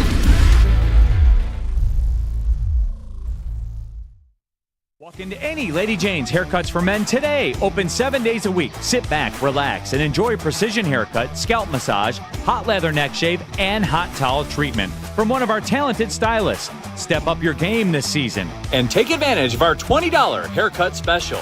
Scan the QR code and get your coupon today. Lady Jane's Haircuts for Men, the ultimate haircut experience. Open 7 days a week. Walk-ins always welcome. Lady Jane's Haircuts for Men. It's wicked awesome. Big injuries, big news. Twice a week, Dr. Jeff Pierce from Michigan Sports and Spine joins Woodward Sports Network for the Injury Insider Report. Big D Energy Tuesdays at noon, and Ermanni and Edwards with Maz Thursdays at 3:30. Get expert analysis and in-depth breakdowns on the latest sports injuries from the man trusted by top athletes in the community, like D-Mac. Whether it's the Lions, Pistons, Tigers, or Red Wings, Dr. Pierce talks us through it all. Don't miss the Injury Insider Report with Dr. Jeff Pierce, your go-to source for understanding the impact of injuries on the games and players we love. Only on Woodward Sports Network. Scan the QR code on the screen or go to MichiganSportsandSpine.com to see if Dr. Jeff Pierce can help you. Attention, attention, calling all skiers and snowboarders. Get ready to send it on a 14-foot drop-in ramp with 3 custom features at the brand new Jars Utica location parking lot on Saturday, February 22nd from 1 to 5 p.m. Jam-style competition judged by 3 guest pros. You can win up to $8,000 in cash prizes. And are you ready for this? Register over at jarscannabis.com/Jars Rail Jam to sign up. Open to skiers and snowboarders. You must be 21 or up to join, and it's limited to 50 participants, so lock in your spot today. Also, DMAC and Stick will be doing a special broadcast from 2 to 4 there as well. Spectators are always welcome. The event is free to attend with free food for any Jars Cannabis purchase, live DJs and giveaways. Drop in, cash out, and get railed. It still sounds weird. I'm sorry. Oh, it definitely still does. Welcome back to Wake Up Woodward, live on the Woodward Sports Network. Kool-Aid is out for the rest of the show, but he is doing the most important work. He is attending the Trajan Langdon press conference, which we are all on pins and needles to hear what he is going to say. And of course, all the other shows are going to be able to react to it on the day it happens, except us. I feel like we've kind of gotten boned all week, but that's okay. We still come in here in the morning and do our jobs as well. But do you know what's... I'm a grown-ass man. I ain't get real about nobody. Hey, I said boned, you said railed. Railed is actually more appropriate given the read we just did, so shout out to you, JB. Very clever. But do you know what else what has been just awesome? The NBA trade deadline is almost better than NBA games at this point. And I was having a conversation, and this is how you know that Flannel Sam is running the show now. I was having a conversation in the back with Spencer, Spenmo Rex from Big D Energy and the Woodward Heavyweights. And I've come to a conclusion after talking with him and watching this certain team play that the Los Angeles Lakers won the trade deadline. They murdered the trade deadline because I'm looking at a team right now that is a legitimate contender to win the NBA championship. I know that we talked about them losing a lot of defense with AD and LeBron's 40. He doesn't really play it. Luke is a terrible defender. And I know one of the biggest things that you could say about the Lakers and everybody was saying, and rightfully so, was Jackson Hayes is your center one. Absolutely not. That can't happen. They can't go anywhere. But they got themselves a nice move, in my opinion, by getting Mark Williams from the Charlotte Hornets. A true great defensive center, gives you about 16 and 10 a night, at least this year. Yeah. I love that move for them, man. And have you seen how LeBron's been playing in these last few games? He's looking like Heat Bron. In the last 3 games, he's averaging 34, 12, and 10 on 56% from the floor and 52% from 3. I'm not saying that that's necessarily sustainable, but when Luka comes back, which I think he's making his debut next Monday, take a lot of pressure off LeBron. Am I out of line? Do you think the Lakers are real contenders, KG?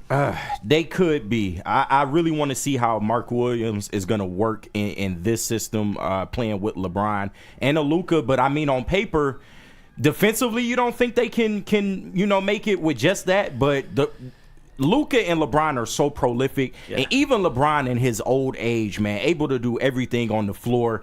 If he's able to run the show like LeBron does, and just set up Luka to be more of an off-ball threat, I think it's a good chance, man. But I just really need to see how much of a difference Mark Williams will make, because while he's a great defender, he's not what Anthony Davis brought to the Lakers. That's my only real gripe. But everything else, I mean, they have a pretty solid team, although they did trade away some talent. And Dalton Connect, one of their better shooters, they got rid of some talent, but it's yet to be seen. They did. I'm looking at their lineup from last night. You got LeBron. You've got Jackson Hayes, who will 100% go to the bench, and Mark Williams will be the starter. Yeah. You've got Hachimura, you've got Finney-Smith, you've got Austin Reeves. I'm looking at a potential LeBron, Mark Williams, Rui Hachimura, Dorian Finney-Smith, Luka Doncic starting lineup, and then you've got Vanderbilt on the bench, and you've got Austin Reeves running your bench unit. I think that is That's pretty... not bad. I mean... If Austin Reeves is running your bench unit, I know he started too many games to get it. He's a six-man of the year type of player, and we love to see that. Do you know another move that was made kind of closer to home that I thought was really a power move. What? DeAndre Hunter to the Cavs. Yeah. DeAndre Hunter to the Cavs. I think they might be able to knock off the Celtics with that. If you got Darius Garland, you got Donovan Mitchell, you've got DeAndre Hunter, Jared Allen, Evan Mobley. That is a lethal starting lineup. No, they are loaded from top to bottom. Yeah. I mean, starters to bench. That was a move that can possibly put them over the top. I like a lot of the things DeAndre Hunter does. He can score the basketball. He can play two ways. I don't know, man. It's because it's Cleveland. I need to see it. But, when they get Donovan Mitchell back, they already fierce as is. But, man, when they get Donovan Mitchell back, it's going to be some problems, man. Absolutely. The Celtics got to run. They got, something to answer for. That's the thing, though. Are the Celtics just on cruise control a bit in the regular season? Yes. Because coming into the year, they were the prohibitive favorite to come out of the East. So, you still got Tatum, Brown, Porzingis, Peyton Pritchard, White, Drew Holiday, Horford, Sam. You could go on and on and on. It's still just a phenomenal roster, and they play as a team so well. So you never know.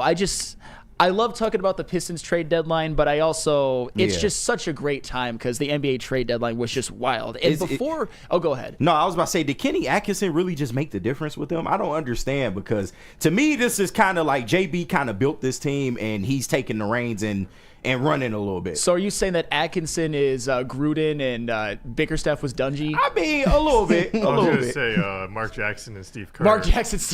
Man.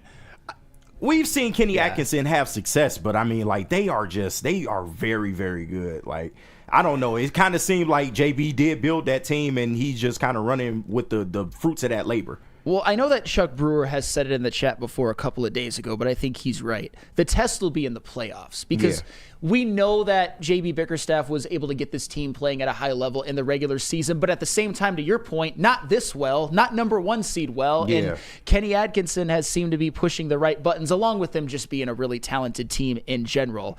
And the funny thing is, and somebody in the chat actually brought this up, we haven't even given our Super Bowl predictions yet. Oh, shit. Shoot. Because so much has been going on. But this Sunday, I'll go around the room. All right. Eagles, Chiefs. Final answer. Who you got? Start with you, KG. I have the Chiefs. I think it will be a close game, but give me 28-23. The Chiefs pull out one late in the game. They will probably get gashed a couple times by Saquon, but to me, Saquon Barkley isn't enough to take down a whole Chiefs team who is running on all cylinders right now. I mean, they got everybody pretty much healthy. Patrick Mahomes is coming into this game, experience, knowing what he has to do to be able to win a game like this. And, I as great as the Eagles are talent-wise, defensively as well, he's going to have some challenges in this game. But ultimately, the GOAT is going to be the GOAT, and Patrick Mahomes is going to find a way to win this game, bro. Chase? I don't have a score prediction, but I'm going to predict the Chiefs to win, and I think it'll be a close game. They played a tight one last time in the Super Bowl, so expecting another close matchup. But ultimately, I'm gonna if I was putting money on the game, I don't really gamble, but I'd put money in KC. Hey, that's fair. JB, hey, you know I got money on this game as well too, but unfortunately, Chiefs are gonna take this one. As KG said, it'll be close up until the fourth. Mahomes will pull off some crazy ass miracle somehow, some way, and the Chiefs will net their three-peat saga, and it just continues.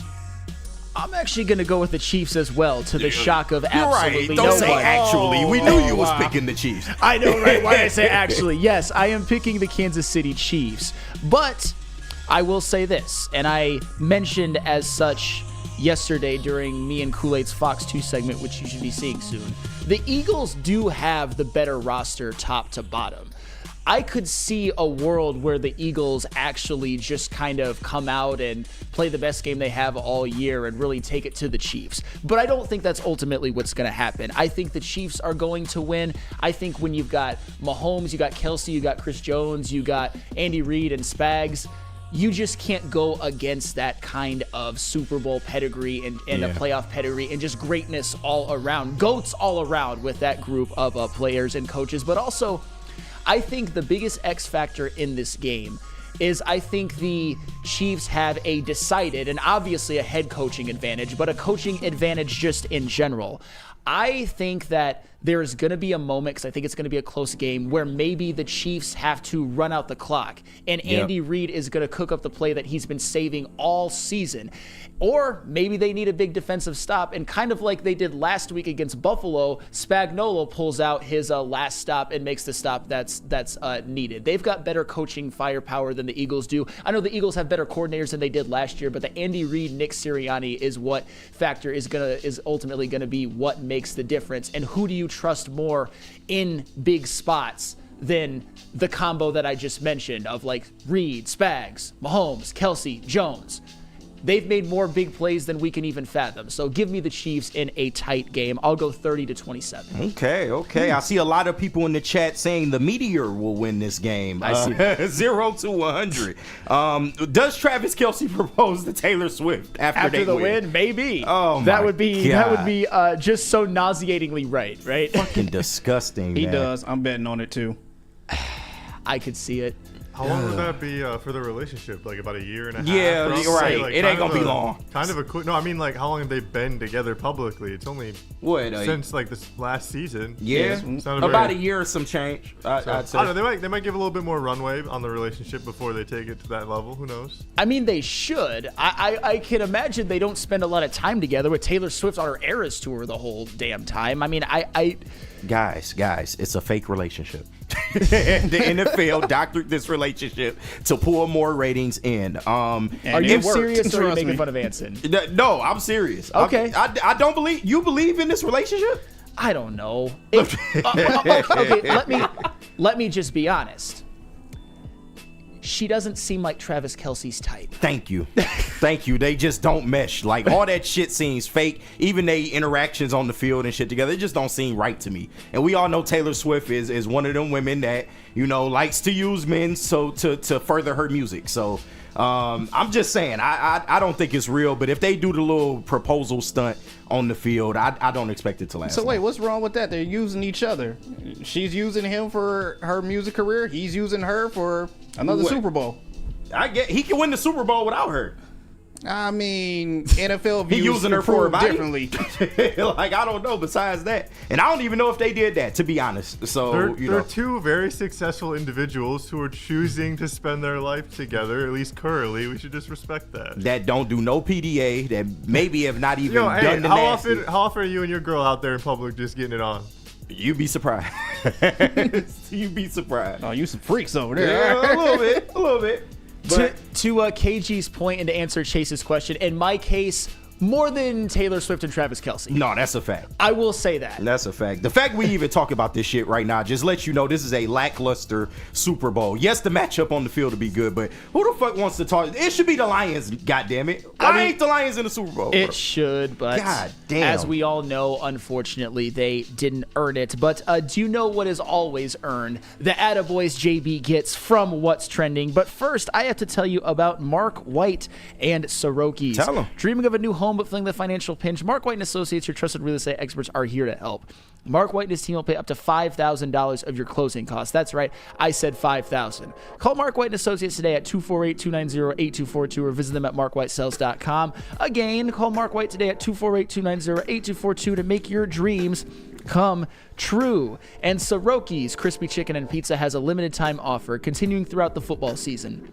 Soroki's is debuting their fresh signature flavored wings this football season. Grab your friends, order New York style pizza, and add fresh wings for the games this weekend. Try one of their 7 different flavors. Visit their website at sorokis.com. Feldman Chevrolet, Michigan's #1 Chevy dealer, is kicking off the game with the best prices on all cars, trucks, and SUVs, like this 2024 Silverado for just $296 a month, or this 2025 Equinox for as low as $371 a month. Our locations in Novi, Highland, New Hudson, Livonia, and Lansing means we have the perfect Chevy right in your backyard. Get the home team advantage every day at Feldman Chevrolet, Michigan's #1 Chevy dealer.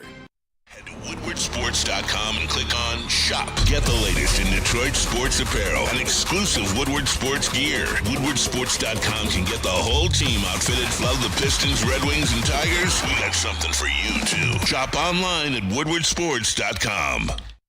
Walk into any Lady Jane's Haircuts for Men today. Open 7 days a week. Sit back, relax, and enjoy precision haircut, scalp massage, hot leather neck shave, and hot towel treatment from one of our talented stylists. Step up your game this season and take advantage of our $20 haircut special. Scan the QR code and get your coupon today. Lady Jane's Haircuts for Men, the ultimate haircut experience. Open 7 days a week. Walk-ins always welcome. Lady Jane's Haircuts for Men. It's wicked awesome. Caesar Sportsbook, the official sportsbook of us here at Woodward Sports. Scan that QR code on screen. Use code word Woodward1000. You can deposit up to $1,000, but all you have to do is place a minimum of a $20 bet, and if it doesn't hit, they'll throw it right back into your account with no questions asked. Come on. I know you're watching the big game on Sunday. Let's face it, you're going to be putting some bets out there. Might as well do it with the best sportsbook around, Caesar Sportsbook right now. Scan that QR code on screen and make some money this weekend. Hey, keeping it pushing live on Wake Up Woodward on the Woodward Sports Network. And now it's time for everybody's favorite segment, What's Trending with JB. Let's do it. And now it's time for the most electrifying segment on the internet. Bum, bum, bum. It's What's Trending with JB. Live on Wake Up Woodward. If you smell what JB is cooking. Hey. What's up, fellas? What's up, chat family? What up, though? I got some news for you guys because the All-Star Game jerseys came out yesterday. I don't know if you guys have seen these, but check these out. Let me know what you think. You kind of already know what I think about these right now. Oh, JB the hater. What do you think, JB? We got two fun police people in here right now, so let me just get my take off for y'all hate, bro. Go ahead. I think I like them. I don't see what the big problem with them is. We don't really get too many crazy designs at this point, but I think the color schemes is good. I like how they got the all-star kind of like vertical instead of like horizontal. So yeah, I think it's solid. JB hate it. I'm still not a fan of it. Of course. I'm gonna be honest with you. I'm really not a fan of it. It's okay, but I was expecting a little bit more. It's just not my thing. Can we just go back to everyone wearing their own team's jerseys? Like, what was wrong with that? Yeah, I mean, am I slow? But why is there 3 All-Star? There's 3 teams. Why is there 3 teams? They don't make sense. Why is there 3 teams? I don't get what they trying to do there.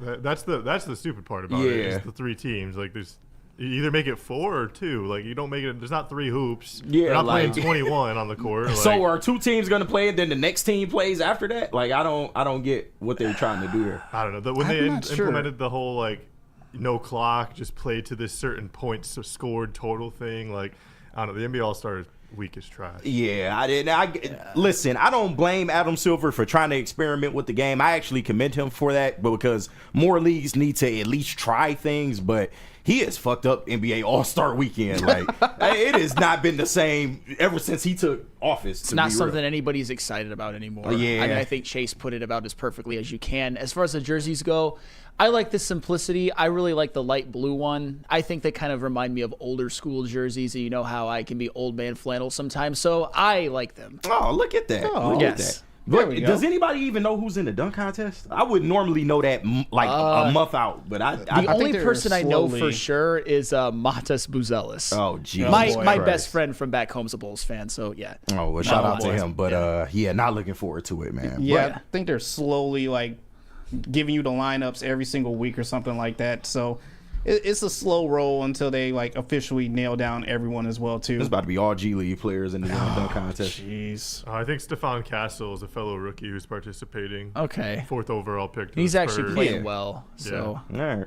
Yeah, all right. Not bad there. But KG, you've been in the recording booth, I would imagine, right? Oh yeah, multiple times. You ever had an opportunity like this where your session just run out, but you still got fire to spit? Oh yeah. Well, you can record in your car now.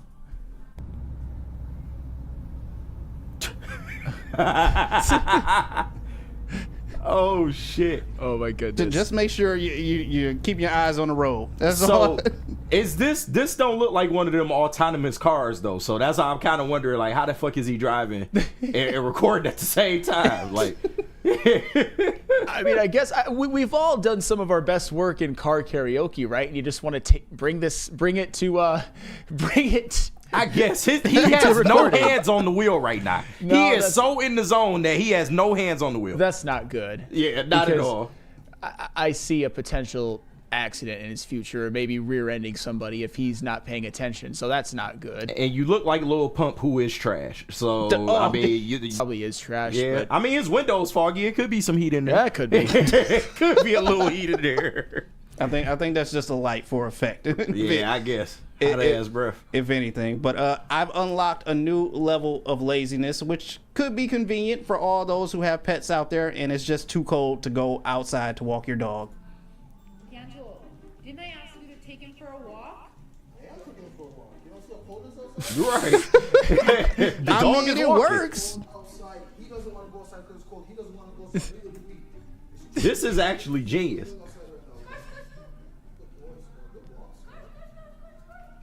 I'm rocking. Hey, the dog is walking. Are you guys doing this? Yeah, if it's too motherfucking cold outside, yes. The only problem is that I live in a condo, which means I don't have a fenced-in yard. So them taking my dog singular for a walk is just it's getting him a chance to go to the bathroom. So that's the main purpose of it. Yeah. But I would love to do something like this. Yeah, this is genius. It works. Treadmills, they're convenient, but running on the treadmill sucks. That's fair. Like Neil, who's a treadmill warrior, like, hats off to you, man. I'd rather just go run on the road. That's fair.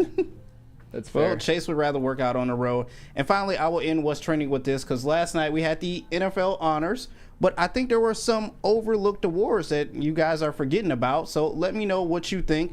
The Moment of the Year award. Oh boy. Deshaun Watson and Achilles tear. God damn. Damn. That's fucked up, bro. You got that. And the CTE of the Year award. Well, Mr. Tua Tagovailoa. God damn. Y'all leave Tua alone, man. He made it the rest of the year. I agree with that. Y'all leave Tua alone. He can make his own decisions. Don't act like you know him better than he knows himself. But it's funny, though. And one of the best awards out there that we're not talking about, the Comeback Player of the Year award. Well, Miss Joy Taylor. Hey, she definitely came back. So Comeback of the Year award, one Miss Joy Taylor. Shout out to her. you. Congratulations. She has not let the allegations bring her down one motherfucking bit. So hey, shout out to her. Man. Whose is it though? Is it the head of Fox or is it Emmanuel Achos? Which one? We don't know. We really don't know. But shout out to these people who, didn't get recognized right there at the NFL honors yesterday. But that's it for what's trending, you guys. Let's hop into some mailbags. Apparently it was Jason Whitlock, so the way he was talking. Say what you want about Whitlock, but the whole peanut butter skin and big cans was funny as hell. It became something that. Don't get me started on his motherfucker. He is cringe. Walking funny, cringe, bro. Walking fucking cringe. The peanut butter skin. Butter skin. Fucking cooning, man. Ain't no way in hell he could have tapped Joy Taylor. Even if she was giving it up to the whole Fox Sports office. You can't hit. You can make that argument. Not you. Only thing he should be talking about is snacks. Shout out LeVar Ball. But anywho, let's hop into mailbag. If you guys got your mailbag questions, please put them in the chat. Before we get one though, actually we do have one right now. Let me see that. This is from Steve-O Baby. Feldman Mailbag. What's everybody making for the Super Bowl this Sunday? Sam, what are you gonna make for the Super Bowl? Please don't say salad. Right. Pizza with lettuce. I'll be honest. I still don't really have Super Bowl plans. I'm living life just on a day-by-day basis right now. I'm not mad at you. I'm the same fucking way because, I'm going to watch the Super Bowl, but I'm really fucking hurt that the Lions are not playing in the Super Bowl. So I may go to the watch party. I'm still trying to decide. I don't think T. Foss is having a Super Bowl party this year. I don't think he's having one this year. Plans are limited. I'll say that. Plans are very limited. Yeah, and I usually like to watch football games by myself anyway, but I'm sure I'll do something. I'm sure me and the wife will do something. Last year we just got pizza and watched it at the house. Hey, sound like a plan. That Sometimes that's the best nights. So. Exactly. Chase, nothing for you? Quiet over here. Yeah, I was talking to my roommate yesterday. I think we're gonna go for a little run to just kind of calorically let ourselves kind of unleash a little bit you Okay. know, for the Super Bowl. That's fair. You know, you're gonna probably like try and smash a whole deep dish pizza. So Hey. I want to like feel like I earned it. Okay. 100%. The whole like workout before you go, because if you work out, you can eat whatever you want, Yeah, right? exactly. No matter what. No matter what size, no matter what size you are, it does not matter. And this is also from Steve O Baby. JB, thoughts on Ricochet versus Swerve match? Oh, the Ricochet versus Swerve match yesterday. It was really good. I liked it. I haven't KG. seen it yet. I was gonna watch it today. Yeah, all right, then I won't spoil anything. Yeah, I was But gonna watch it on Max. It was really good. They ended the night. I liked it, but I'm gonna tell you right now, I still think that Toni Storm kind of stole the show. Yeah.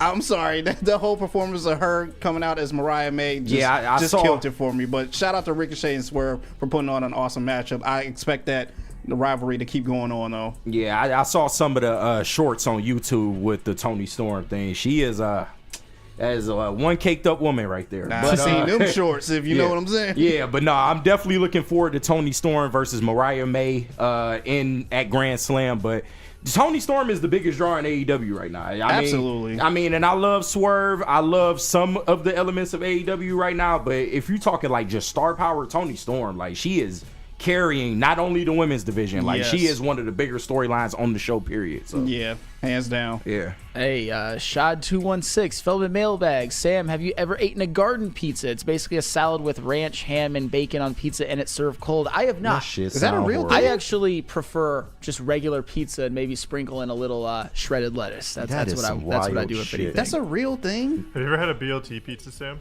I have not. They kind of replace the sauce with mayo, and then it's bacon, and then after it goes through the oven, they put the lettuce and then the tomato on it. So the rest of it's warm, but then the lettuce and the tomato is cold. But I would do that, but with just put pizza sauce on it, no mayo. Okay. That's what I would do. That's what I would do. I saw IT Hips, Feldman Mailbag. Does this 2-week layoff for the Red Wings make you nervous about them being complacent? I'll say this: if as a Red Wings fan, I don't want the All-Star break right now. I'm not saying that they're going to tank or anything like that, but they're on an absolute heater, especially if they can finish off the first half on an 8-game winning streak by beating Tampa Bay at home this Saturday. Of course, I'd rather just have them play, but the thing that I'm worried about down the stretch really doesn't have anything to do with the Red Wings. It's the fact that the East is so loaded. That's why I've given up the hard stance of it has to be playoffs or it's an absolute failure. There has to be improvement. If they get, 95 points and miss the playoffs, I'm not going to kill Yzerman or the Yzer plan for that. That would be just dishonest, I'd say. Chase, are you worried at all about this 2-week break? No, I mean, I think it's going to come at a nice time. I think they're playing well, and that they just a little bit of that time off, especially after the road trip, just allows them to get some fresh legs underneath them. You got like Raymond's still going to be playing, so he's going to stay hot hopefully. But hopefully some of the vets get a little bit more juice in them, and like Talbot's getting up there in age. I'm looking at him specifically. Fair. He's kind of someone who tends to falter a little bit later in the seasons, and we're hoping to be in the playoffs. So I wouldn't mind him getting that time off to recover. I like the way you're looking at it. Just by the All-Star break, everybody needs a rest to some extent, but certainly certain players like Cam Talbot is way at the top of the list given the fact that he's 37, Tarasenko, Kopp. I mean, you could go on. Let and Alex on. Lyon get a little healthier. Absolutely. I think this will be the last one, and I think we can all answer this one, or at least everybody but Chase, but if you want to, feel free. What is everybody's expectations for Michigan and Michigan State basketball? Ooh. I'm going to start with you, JB. Michigan State basketball. I know they've been sputtered a little bit of late, losing 2 on the West Coast to UCLA and USC, but what are your expectations for them? Oh, that's a good one. You did make a good point. The West Coast trip has not been kind to them at all.